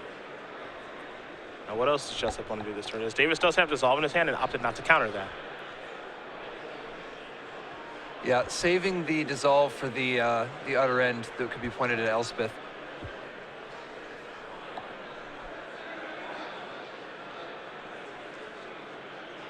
I like the attacking here. Kind of a freebie. Yep, you get to eat one of the tokens. And I like that he's going after Jim instead of the Elspeth, too. Says, I want to put you in range of Siege Rhino, man. Yep.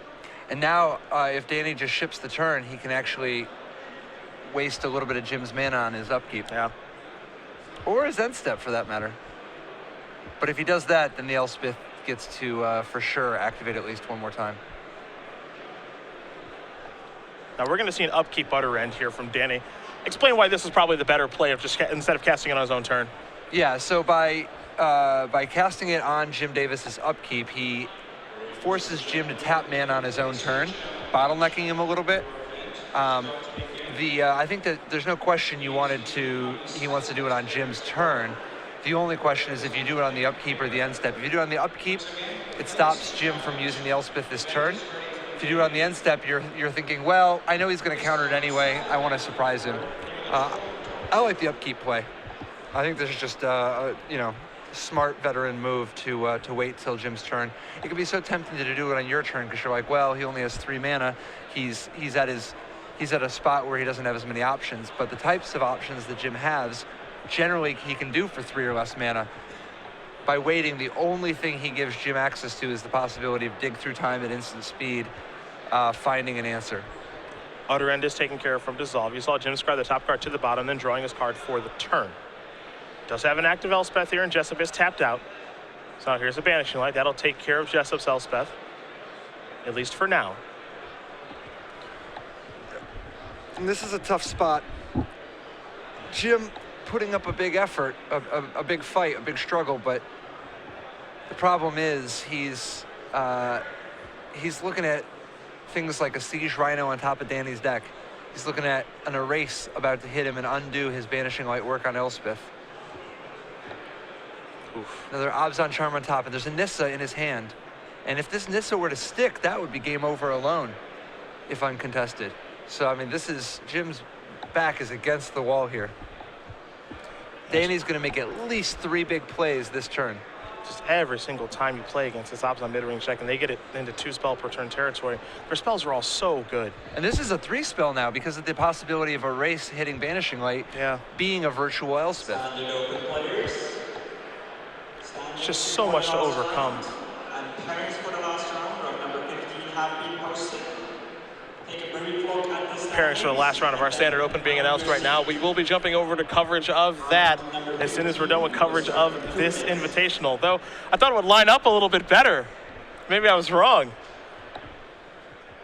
With this marathon affair between these players. So you think that the Open is going to still be going on when the Invitational is over? I thought. That's cute. I think we all did. That's cute. Yeah. The Open has 50-minute rounds, right? 50 or 55? 50. 50-minute rounds. We're right about to start hour 3. As the match is currently 1-1 in a best of 5, and we are watching the matches consecutively. I think this is the scenario that WotC was concerned about when they were staggering the World Championships a week ago. Sure. Here is Nissa. Put you to the test right now. Can you answer this? If you can't, the chances of you winning very slim.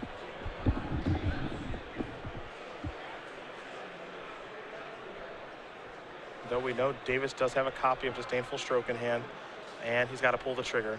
See, the thing about the Abzan mid-range deck is that the threats that his cast are so powerful that it forces your hand on counter spells when maybe you prefer not to. Like, I imagine Jim would say, you know, maybe I could beat that some other way, but you also have a Siege Rhino in the holster, and that's a problem. Yep. Yeah, I mean, there's no question. This is a real bad spot for Jim.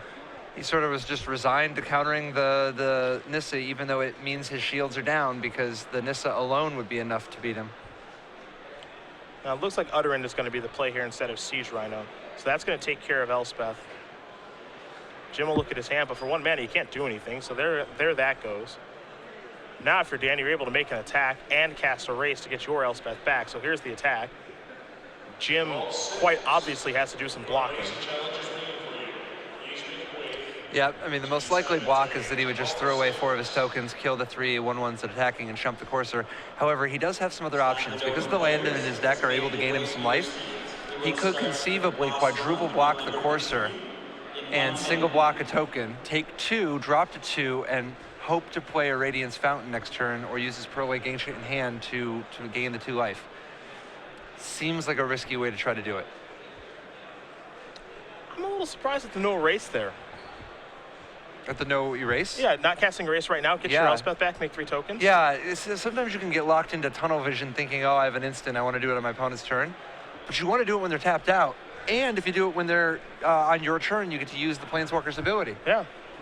I think there's no question that that was a little bit of a misstep, but it might also just be that there's so much going on that Danny just wants to, I guess, ride what he... No, I think he probably just missed it. Yeah, I think he just missed it. I don't think there's any benefit to waiting here. No. Like, there's no real trap to be set, I suppose.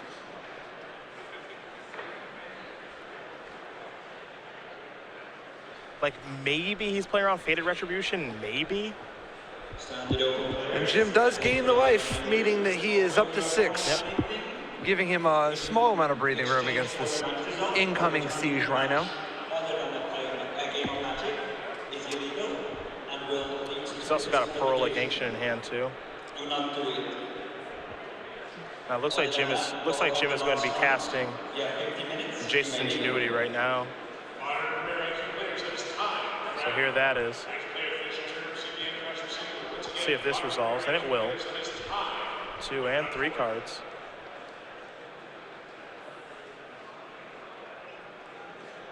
Elspeth Bermaz and a Tranquil Cove among them. He's already played a land for the turn of Radiance Fountain, so we know that. He's got 5 mana available, so he could cast Bermaz this turn if he'd like.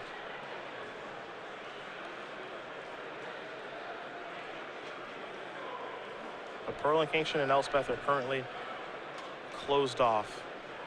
So he's going to grab 3 mana. And it looks like the Lion King will be coming to the party in just a moment. There it is. It's a pass into the turn. Jessup, erase. Jim does not look thrilled about that. But again, the waiting there. So now Jim does have a Dissolve in hand, right? His hand right now, Pearl Lake Ancient, along with a land in Tranquil Cove, and Elspeth. And Elspeth, okay.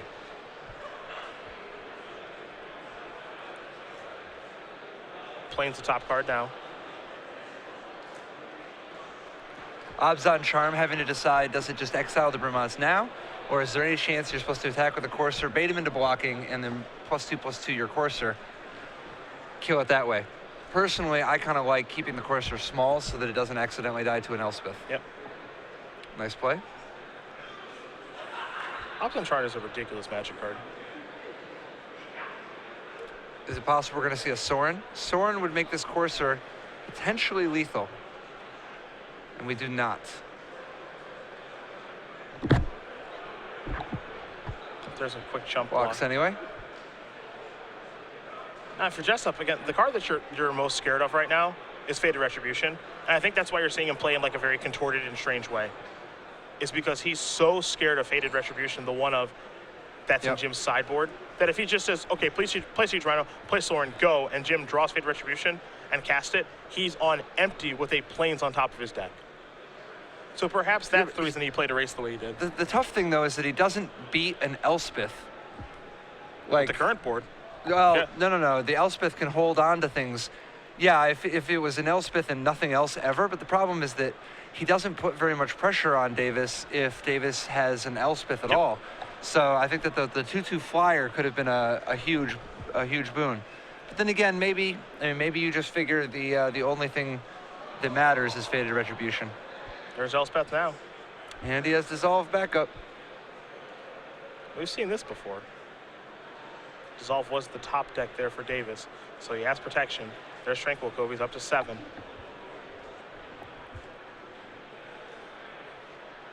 Jessup gonna draw that plains. We'll see what's next. Thoughtseize, that can clear the path for those other cards in his hand. With that into play, trigger go up to 18. It just seems like the entire time, Jim is never pressing the advantage. He's always just trying to come back. Yep. And it's hard because this Abzan deck is relentless.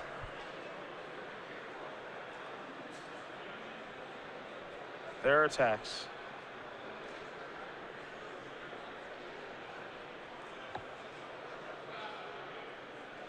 David, they're all going to Jim. Davis looking at his Dissolve and his Pearl Link Ancient, trying to figure out where to block now.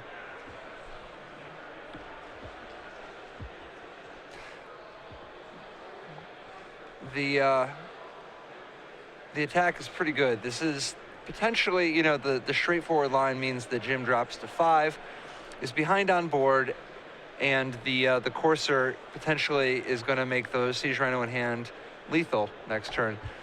Also of note, Jim has to catch up to the Elspeth, which is going to go ultimate 1 turn before Jim's.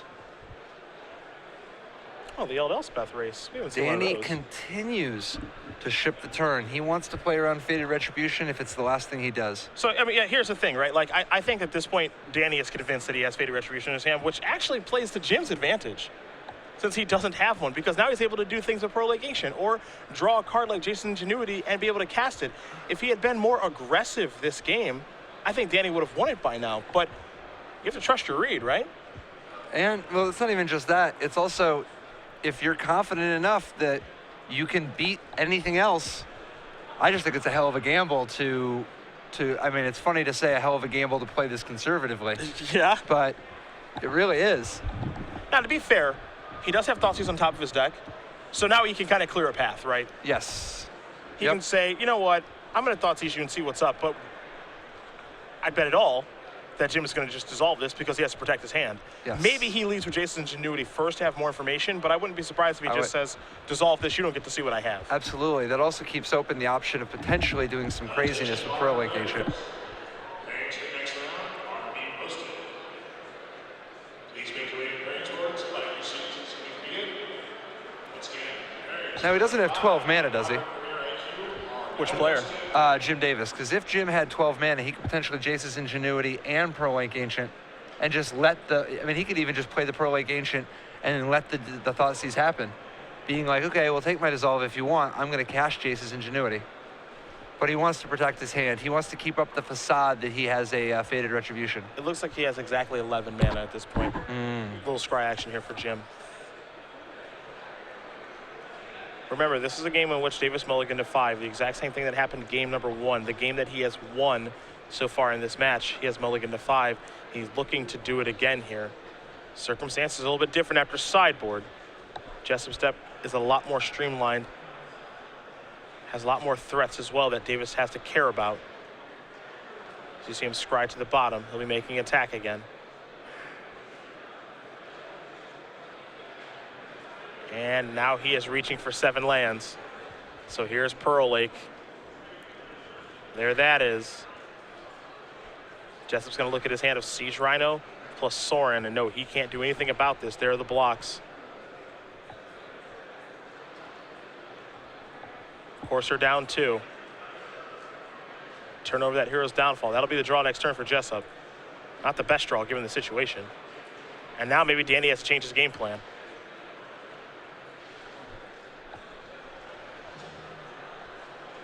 Now I think if you're Danny, you probably have to take him off of the Fated Retribution plan. Probably.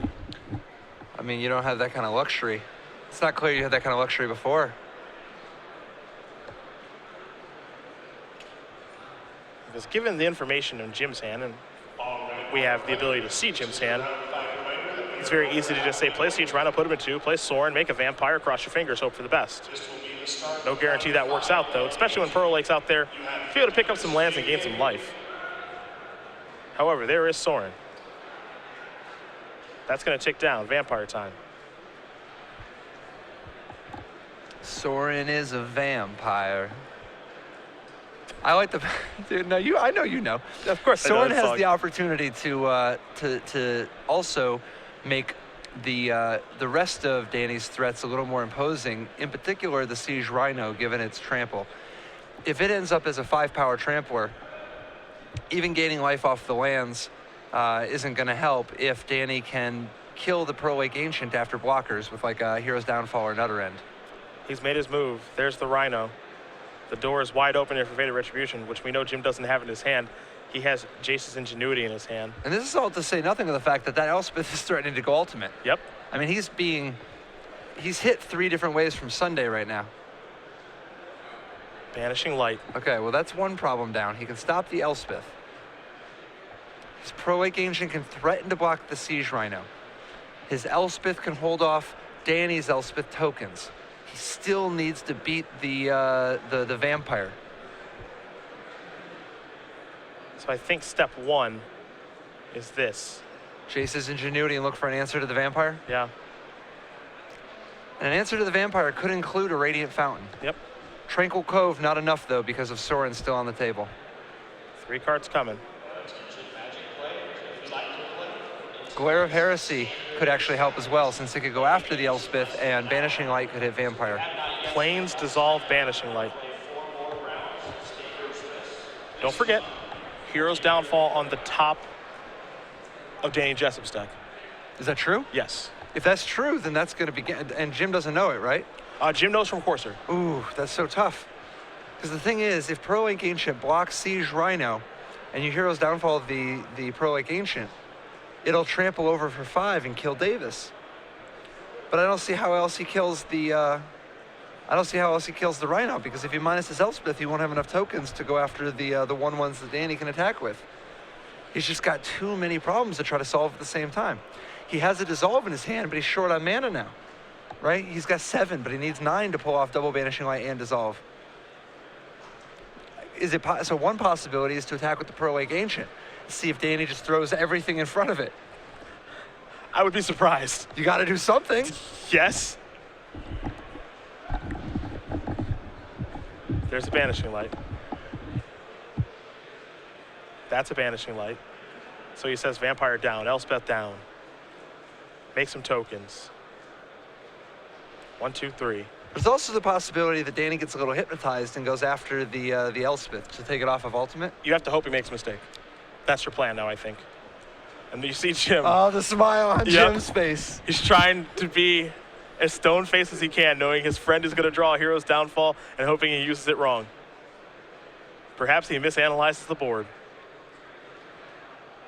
Yeah, because, I mean, if he Hero's Downfalls the Elspeth, at least you're not dead. It's simple, right? The play here is Hero's Downfall your Pearl Lake Ancient, take out my Sorin, get you. Yep. And that's the W due to Siege Rhino having trample. But see how long he is thinking about this.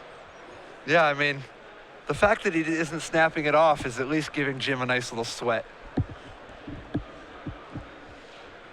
Now, to be fair, Danny does want to consider all the cards. You know, ask yourself, remember, was there something else? Does he have something for 1 mana that could stop me? Erase doesn't do anything. Is there something else? You know, the last thing you want is to walk face first into something that you could have played around. Yep. I'm thinking about how long they've been playing the match. Yeah, 133 minutes. It's easy now to maybe make a mistake like this when it's been a marathon affair. But Hero's Downfall is going to go after Pearl Lake Ancient. He has found it. Jim says in response, I'm picking up 3 lands to save it. Going after Elspeth, maybe? Going after Elspeth? Hasn't used Sorin yet. He doesn't need to use Sorin. Completely fair. Completely fair. Attack. And they're on to game 3. Right. Game 4. Danny Jessup does win game number 3 here over Jim Davis. Abzan, mid-range, and blue-white control are headed to a 4th game as Andrew Shrout looks on to see if we will be going to the 5th game here in a moment. Both players will take a look at each other's deck list yet again. So it's worth noting that Jim double mulligan twice and has still made a game of it in every game. This is gonna be a epic struggle between these two players. Oh, it's going to be a 5-game match. Let's just call it what it is. As we're going to come back to the booth here very quickly. It is Cedric Phillips and Patrick Chapin here from Seattle, Washington. These players are getting ready for game number 4. We're going to do the same. It's time for a short break here again from Seattle. When we do come back, we'll watch them duke it out one more time. See who's going to win this one. See if we're going to head to game number 5 or Jessup's going to move on to the finals. See you guys back here from Seattle just a bit.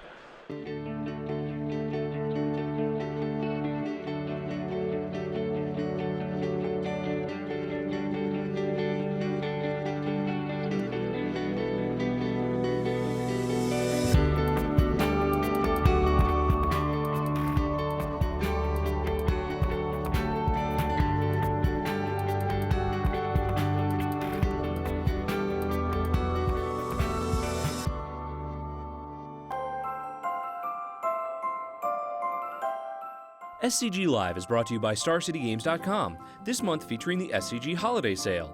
Every weekday during the month of December, StarCityGames.com will have a brand new sale available only until the end of the month. We're getting in the holiday spirit throughout the end of the year, so visit StarCityGames.com and take advantage of these deals today.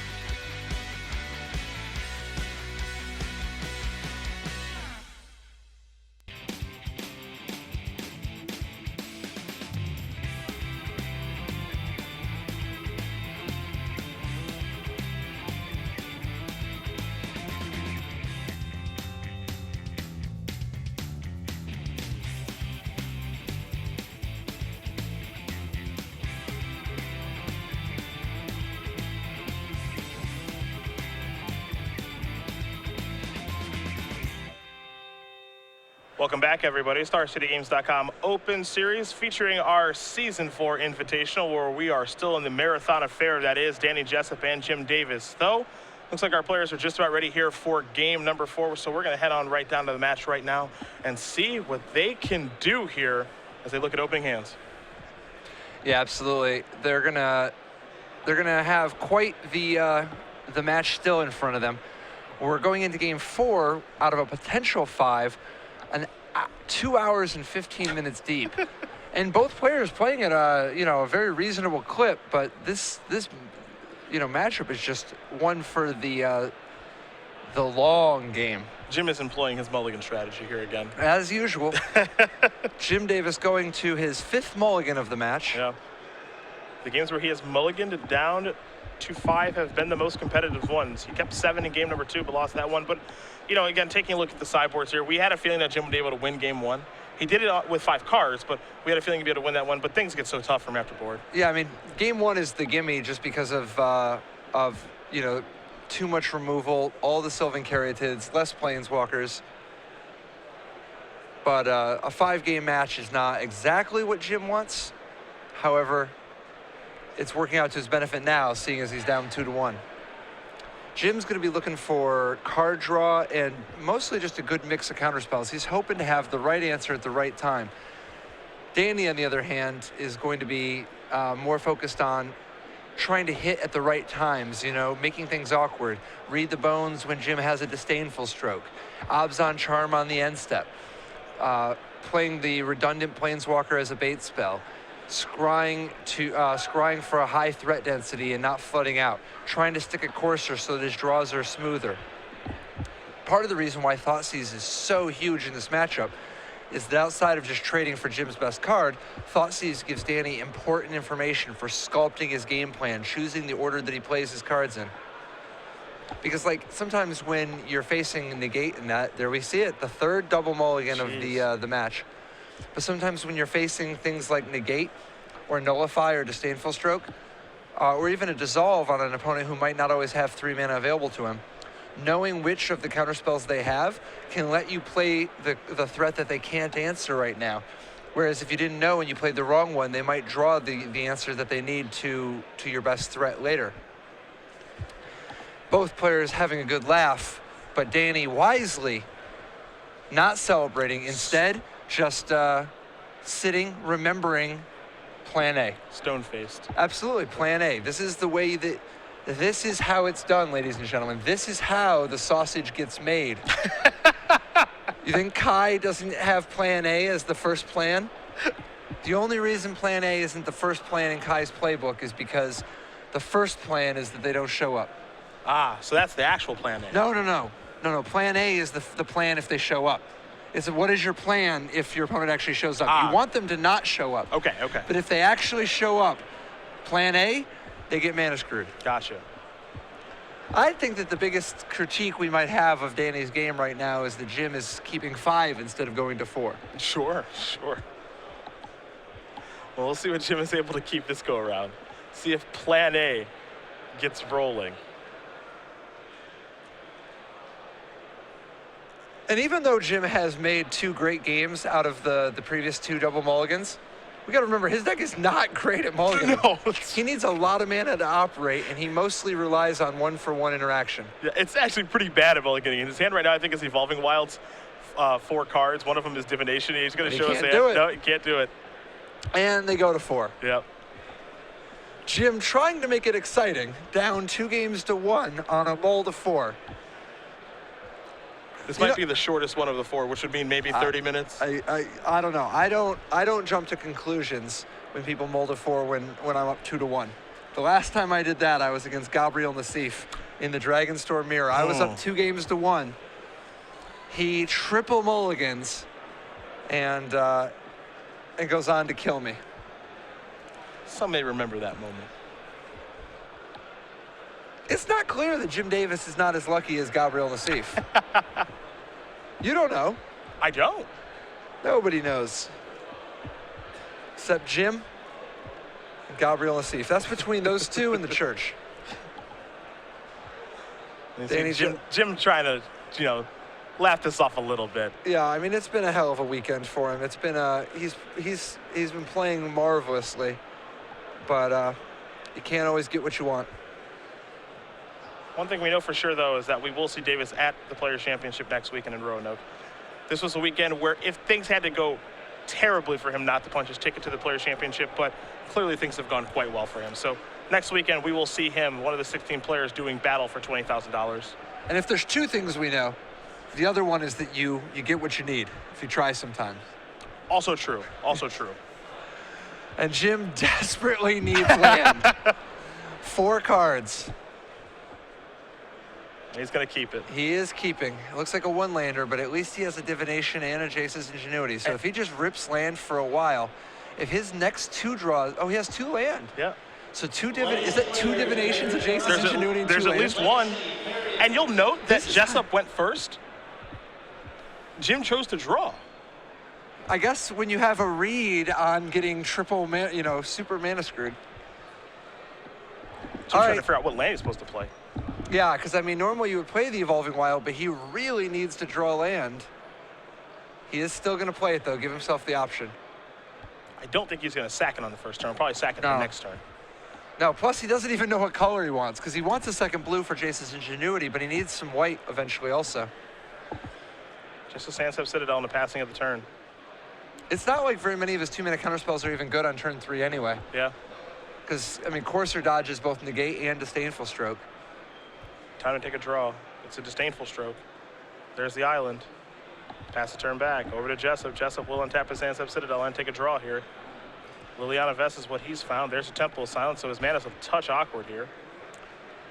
So Jim is going to thin his deck of land and then pray to God to draw one. Yep. Which land is he going to thin it out of? We'll see in a second here. Most likely getting plains, but you can't be sure. Yeah, he is going to get the plains. Okay. Hedge his bets. But if he draws a land here, he's only 2 mulligans behind. See, he's got the Divination and the Jace's Ingenuity, so he has the potential to eventually have some tools to work with. The problem, though, is that he's going to spend a long time on air. Wow, and he draws the island. So this is... God, oh my God, you see the way he just moved? He moved like they do. This is like, this is it. This is where it turns around.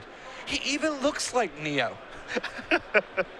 This is incredible. Well, he looks kind of like Mouse, I guess, the other guy from Matrix 2. Sure. But this is like, this is it. Jim Davis plays the island.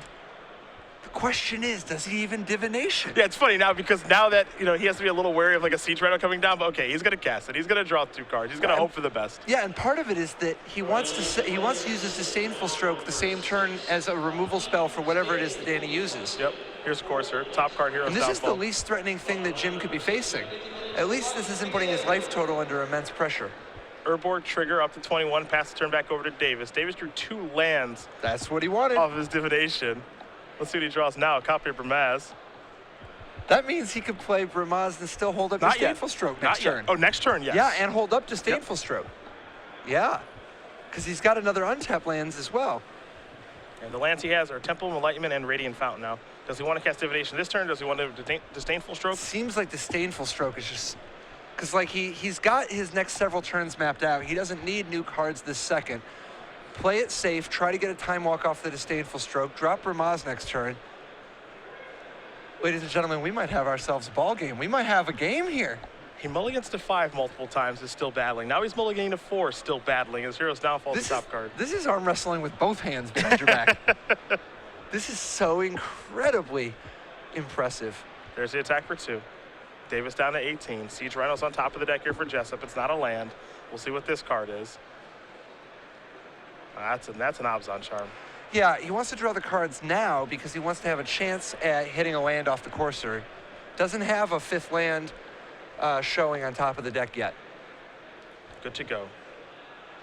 So Jessup will take 2. He's down to 19. A couple cards coming here, and a Rhino. And a Caves. Now the top card is another Abzan Charm. There's the Caves. Trigger up to 20. We're heading on back. Davis will untap his Temple. He'll take a draw. Picked up a copy of Jace's Ingenuity. He's got a lot of card draw in his hand. Yeah. Bermaz with disdainful stroke backup.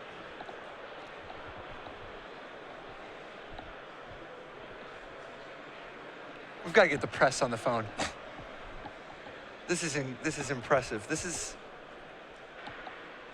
going to start with divination. So he wants to go divination with disdainful stroke backup because he wants to continue hitting his land drops. Negate and another stroke are the draws. So Jessup's going to have to slog through a lot of counter magic now. Jim's starting to do it. He's got 3 counter spells, he's got 2 more card drawers. He's got 3 counter spells, 2 card drawers, and a Lion King and a Pear Tree. This is a great showing. And he's at 20. Yeah. Abzan Charm the draw, Forest on top. Now the tough thing is that Danny has 8 great cards in his hand, a courser going, lots of resources, and it's going to start playing 2 threats in a turn soon. Forest on top yet again. But Danny is overloaded on Hero's Downfalls, not what he wants in this position.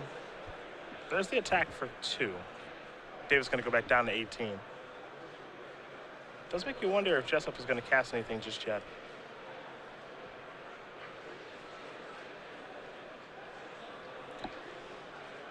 Jim Davis just will not die. Mulligan to 4 doesn't matter. Still Never playing. give up, never surrender. Yeah. Never forgive, never forget. Do you have one more? There's got to be one more. He's coming with the Rhino. Nope. You have to imagine this is going to get stroked. Yes, sir. Never think for a million years you're resolving that Rhino in this position. Davis will untap and draw. He's at 18, Jessup at 21. Both players with a lot of cards in their hand and the ability to draw more. That is a negate. That's more counter magic. So most likely the Bermaz with a counterspell backup, but there's always the possibility that he wants to just sit back and try to jace his ingenuity. The thing is, though, Danny has so many cards, you've got to think he's going to play something. You're going to want to counter it, so you might as well advance your board. Yeah, I think board advancement is actually pretty important here. Because if you leave the mana up for Jason Ingenuity, there's no telling when you're actually going to be able to cast it. Right. That's the problem. Right. This is his window. If he sticks this Bermaz, he's even got, his board is even because Bermaz can actually continue to attack into the courser while holding it off. So even though the courser draws some extra cards, at least Bermaz is putting some pressure on Danny's life total. Davis realizes this and will cast the Lion King. We are heading back Jessup's way. We know there's a Forest as his draw step, so he'll add that to his hand. Now there's a Windswept Heath on top of his deck. A great reveal. Not only is it an extra card off the courser, it's going to give him a shuffle at will to make sure that he continues to get cards he actually wants. Yeah, perhaps he's not interested in the courser that's on top of his deck. We'll find out. The only problem with the Bermaz here, of course, is that Danny's hand is overloaded on Hero's Downfalls. So I think that, Jim's got to decide, is there any chance he wants to fight to protect this Bermaz? If he does, it's not going to work out well for him. Hero's Downfall. And he doesn't even hesitate. I like that play. He knew that if a Hero's Downfall came, he wasn't going to counter it. And attack for 2 puts Davis down to 16. We're heading back his way. The draw is a dig through time. 5 cards in the graveyard means that'll cost 3. See, now he can actually just sit back, because if the counterspell sticks, he can dig through time and keep the action going.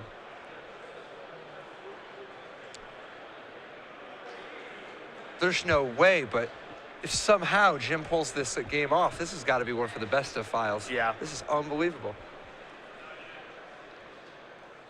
The fight in Davis across this match has been incredible. Giving himself every opportunity to win, hoping that Jessup will make some sort of mistake. I like it. So he actually leads with the dig through time because he's already got the mana for his permission. And this way, if he finds a land, he can keep his drop. Take a look at the top 7. Take 2 of them with you, put the other 5 on the bottom. That's what Davis will do. Devouring Light among the cards he's looking at here. You have to imagine he's looking for some lands. You see Tranquil Cove among those cards. So a lot of options here for JD. Yeah, I mean, that's a lot of great choices. This is one of those spots where you kind of just wish you had Treasure Cruise. Absolutely. I mean, dig through time obviously is going to get the job done, but when you're short on everything, As Jim currently is, a cruise would be pretty nice to have. Dig's not bad though, as he's made his selection. 2 cards in, 5 cards to the bottom. See if one of those cards will land. Looks like a Temple of Enlightenment's one of them. the 2 divinations in the dig together adding up to 3 extra cards, undoing the triple mulligan. Now we're just back to playing Magic. Now, of course, Danny has Abzan Charmed and Corsored a fair bit, so he's still quite a bit ahead. However, the late game does have a lot of merit for Jim Davis. You know, he's got a lot of things he can do. Windswept Heath going to be sacrificed here. Of course, Jessup's going to stay at the same life total. Pay 1 to sack it. Then a land comes in to play the trigger, the Courser. He'll get a basic Plains. All of this just to shuffle his deck so that he doesn't draw Courser of Crewfix next turn. Yeah, and he might Abzan Charm on Jim Davis's end step just to get 2 extra cards. I think, you know, there's some value to holding the Abzan Charm for the possibility of resetting the top of the library, but he wants to just save the mana. He will be Abzan Charming right now. That's going to resolve. So Windswept Heath, along with Thoughtseize. Wow, Thoughtseize was what he wants. The problem is that Thoughtseize doesn't stop this particular mix of cards from Jim Davis because he has multiple 2-mana counterspells. Temple of Silence will be the draw for the turn. We'll take a look at the top card now. It's a copy of Windswept Heath. So you see the ability of Abzan Midrange to just power through its deck, draw a bunch of cards. There's the Heath. And Danny's got like 9 cards in his hand. Yeah. Sandstep Citadel on top. You have to imagine that fetch land will come into play to make sure he doesn't draw that one. Yeah, I would imagine, but we start the party off with a Thoughtseize. Jim can't let that resolve fast enough. Yeah, I mean, he obviously he would rather protect the information if possible, but in this position, he needs to be able to stop whatever 5 or 6 mana threat Danny drops. Now, it is worth noting that Danny can take the Disdainful Stroke, strand Jim with 2 negates, and drop something like a Rhino if he has it. See the grip there. 2 negates, the Stroke, the 2 Jason Ingenuity, and the Devouring Light. That's what Jessup has to choose from. Now, alternatively, since Danny doesn't have a Rhino at all, if he's going to have to just walk face first into Permission, he might just Thoughtseize a Jace's Ingenuity here and try to run Jim out. And that's what he does.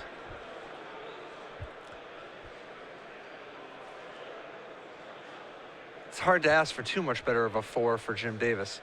Wow. So what's next from Danny?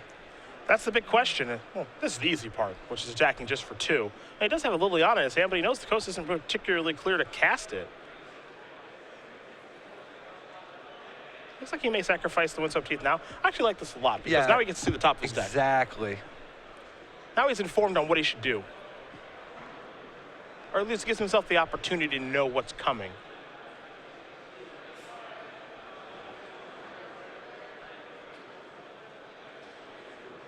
So after a hearty shuffle here, we'll see what the top of the deck yields. It's a Read the Bones. Impressive. Which means more cards coming. Now the thing is, he doesn't want to play out his Abzan Charm now because it'd be easy for Jim Davis to negate it. Mm-hmm. So instead, he wants to wait and continue to try to make things awkward on Jim's mana.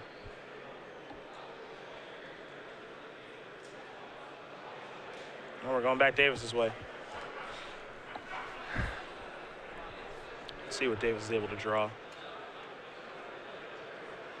It's a polluted Delta.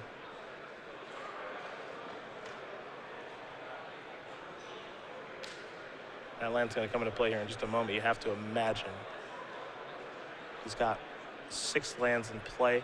Delta would be number 7. There that is. And just a very quick passing of the turn. Representing Jace's Ingenuity plus Counterspell. Yep. So no Abzan Charm from Danny. Yeah, and I think I'm okay with that.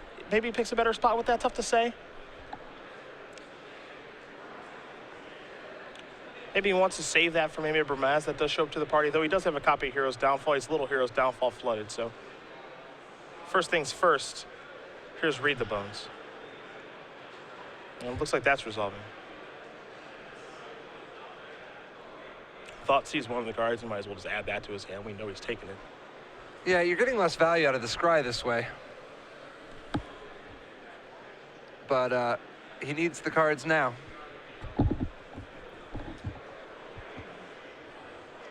He's going to take Courser with him too. Interesting decision. Guess he wants the low mana threats. Utter End on top.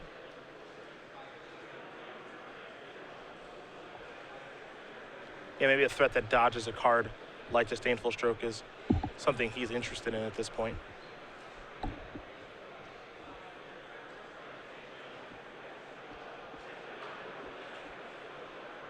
Thoughts he's perhaps going to try to clear away. Yep.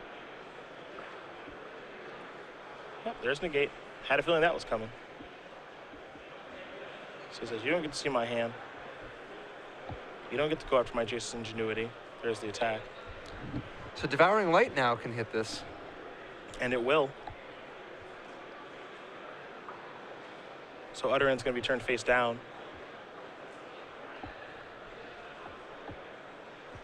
Now here comes backup Courser. Top card again is Utter End. Well, he's assuming it's going to resolve. Yes, and it will.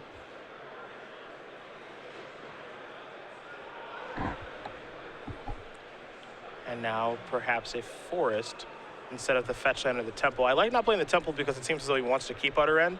Though, yeah, I do prefer playing the fetch land there in the off chance that he would like to sacrifice it away and draw a different card. Yeah, he still has 1 Plains left in his deck, so it's not like this Windswept Heath is just a shuffle. Yeah. There's Island off the Delta, excuse me, down to 13. Goes Davis. And Davis with an Ingenuity over there and Negate still too. He's just trying to find the right time to resolve Jason's Ingenuity. Disdainful Stroke as well, as he'll untap. 7 lands in play, draw a card. Adds a copy of Tranquil Cove to his hand. Will we see a main phase Jason Ingenuity here, perhaps? He does play the Cove. He's up to 14. But he's starting to run out of cards a little bit here while Danny's doing anything but that. Thanks to Courser. Thanks to Read the Bones. Thanks to Abzan Charms. We'll sacrifice the Windswept Heath. Stay at 18. Get a land out of his deck so he doesn't draw Utter End. There's the Plains you mentioned. That'll come into play.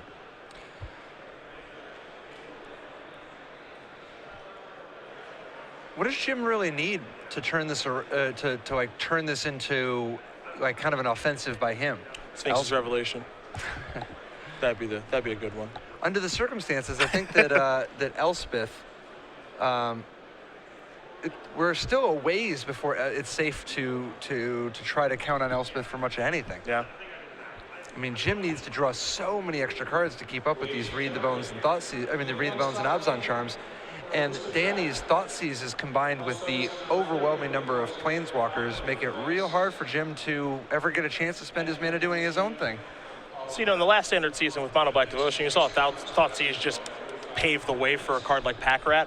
But now you see the more conventional use of the card, which is pave the way for a big, expensive spell and force their hand. And that's what this has been a demonstration of over the course of this semifinal match is I'm going to Thoughtseize you, you're going to have to react, and then I get to just fire away and do something huge. Abzan Charm is going to attempt to resolve here. And all this is going to do is draw 2 cards to draw him into Thoughtseize to do exactly what I mentioned, which is pave the way for some big card. We'll see what the top card of the deck is from Course in just a moment. Well, it's a pretty good card too in Siege Rhino.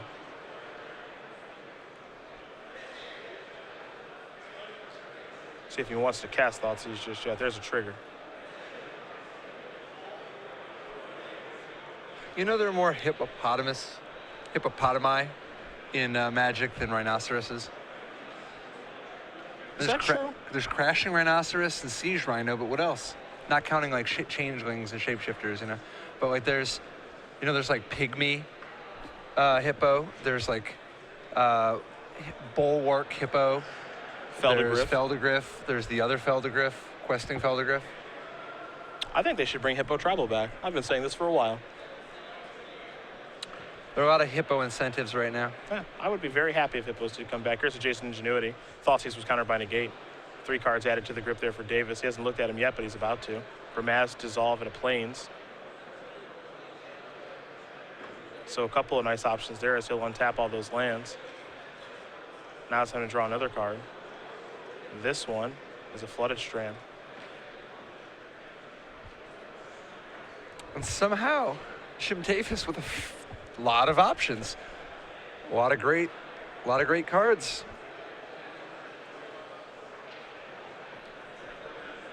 Well, there's the King of Oreskos. Well, we know Jessup has a hero's downfall. They're ready for that one. Jim just trying to wear Danny out.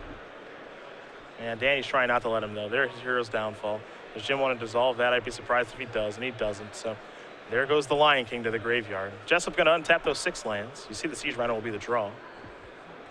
Let's see what's on top after that, though. A Windswept Heath. Danny will play that. Trigger the Courser. He's up to 18. We'll see what the top card is next. There's Utter End. And now he's in 2-spell per turn territory. This is the scary part. First things first is the attack.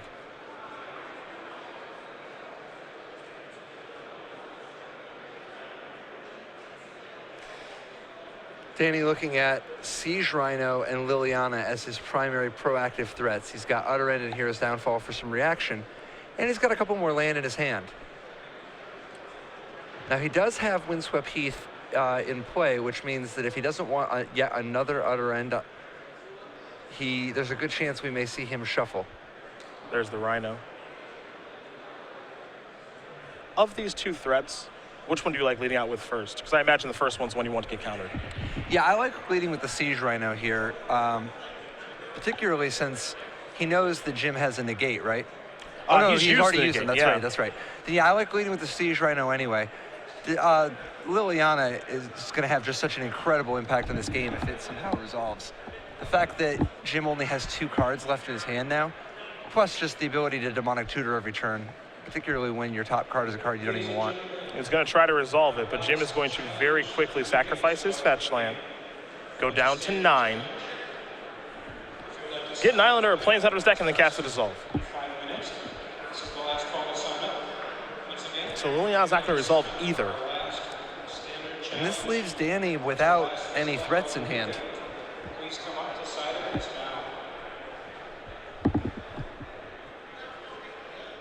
There's dissolve. Dissolve is such the perfect cancel. That is the right power level to make a cancel, in my opinion. Cancel a little too weak. Cancel's a little weak. I mean, it's awesome. It's a sweet card to exist, but it's a little weak. Take a draw. Even Dissipate is a little bit weak. Perhaps Forbid a little too strong. Well, it's also Forbid promotes a horrible play pattern. Dissipate, it's a little annoying that the power is so sporadic. I love that Dissolve just has a nice smooth little bonus, just so, you know, it kind of plays into what you want to be doing anyway. Gonna sacrifice the Windswept Heath, shuffle away the Utter End. What's the best blue 1 counterspell? In all of Magic? Yeah. I was thinking Forbid, but I could be wrong.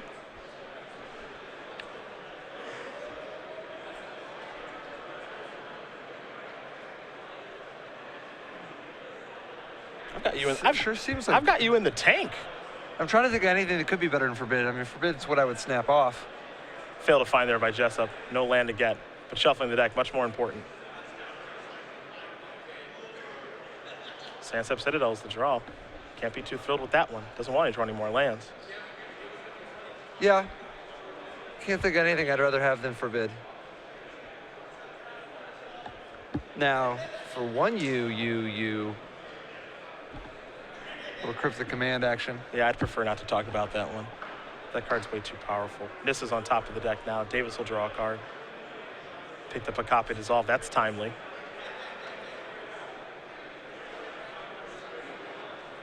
That'll take care of the Nissa that's on top of the deck. Now both players are just playing off the top of the deck. So if you're Jim Davis, you're looking for Ingenuity. You're looking for Divination. You're looking for Dig Through Time. That's the stuff you're searching for.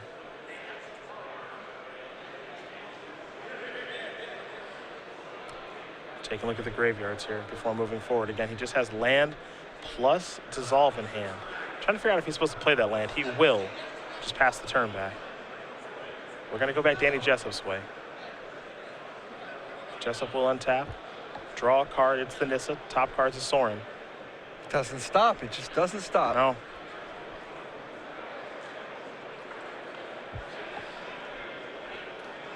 Trigger the Courser. He's up to 19. Says I like this too because it just every turn he says you better have a counter spell. Because if you don't, you are in a world of trouble. So Jim, you better have a counter spell, and you do. Here's Dissolve to take care of that. We'll see him scry right now. Looked like it may have been a Radiant Fountain as the top card, I believe.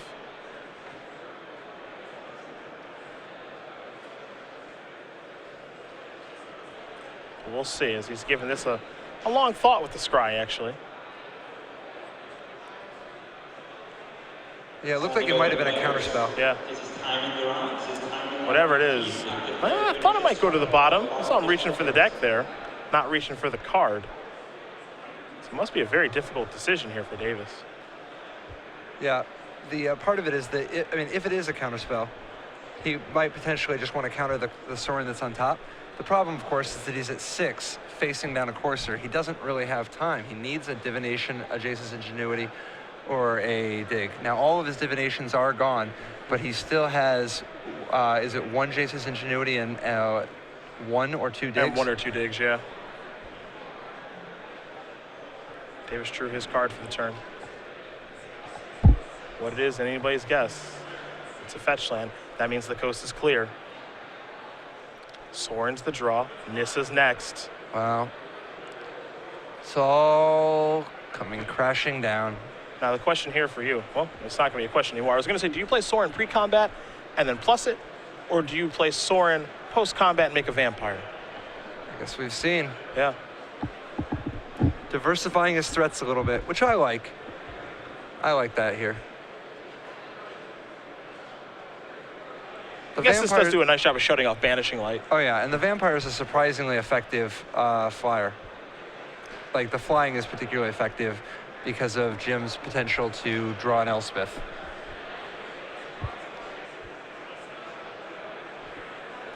It's a disdainful stroke and an extension of the hand. Danny Jessup is going to win this match here over Jim Davis. 3-1. Abzan mid-range will be moving on to the finals, taking down blue-white control, playing either the winner of Dylan Donegan or Caleb Scherer. Congratulations to Danny Jessup winning that marathon affair.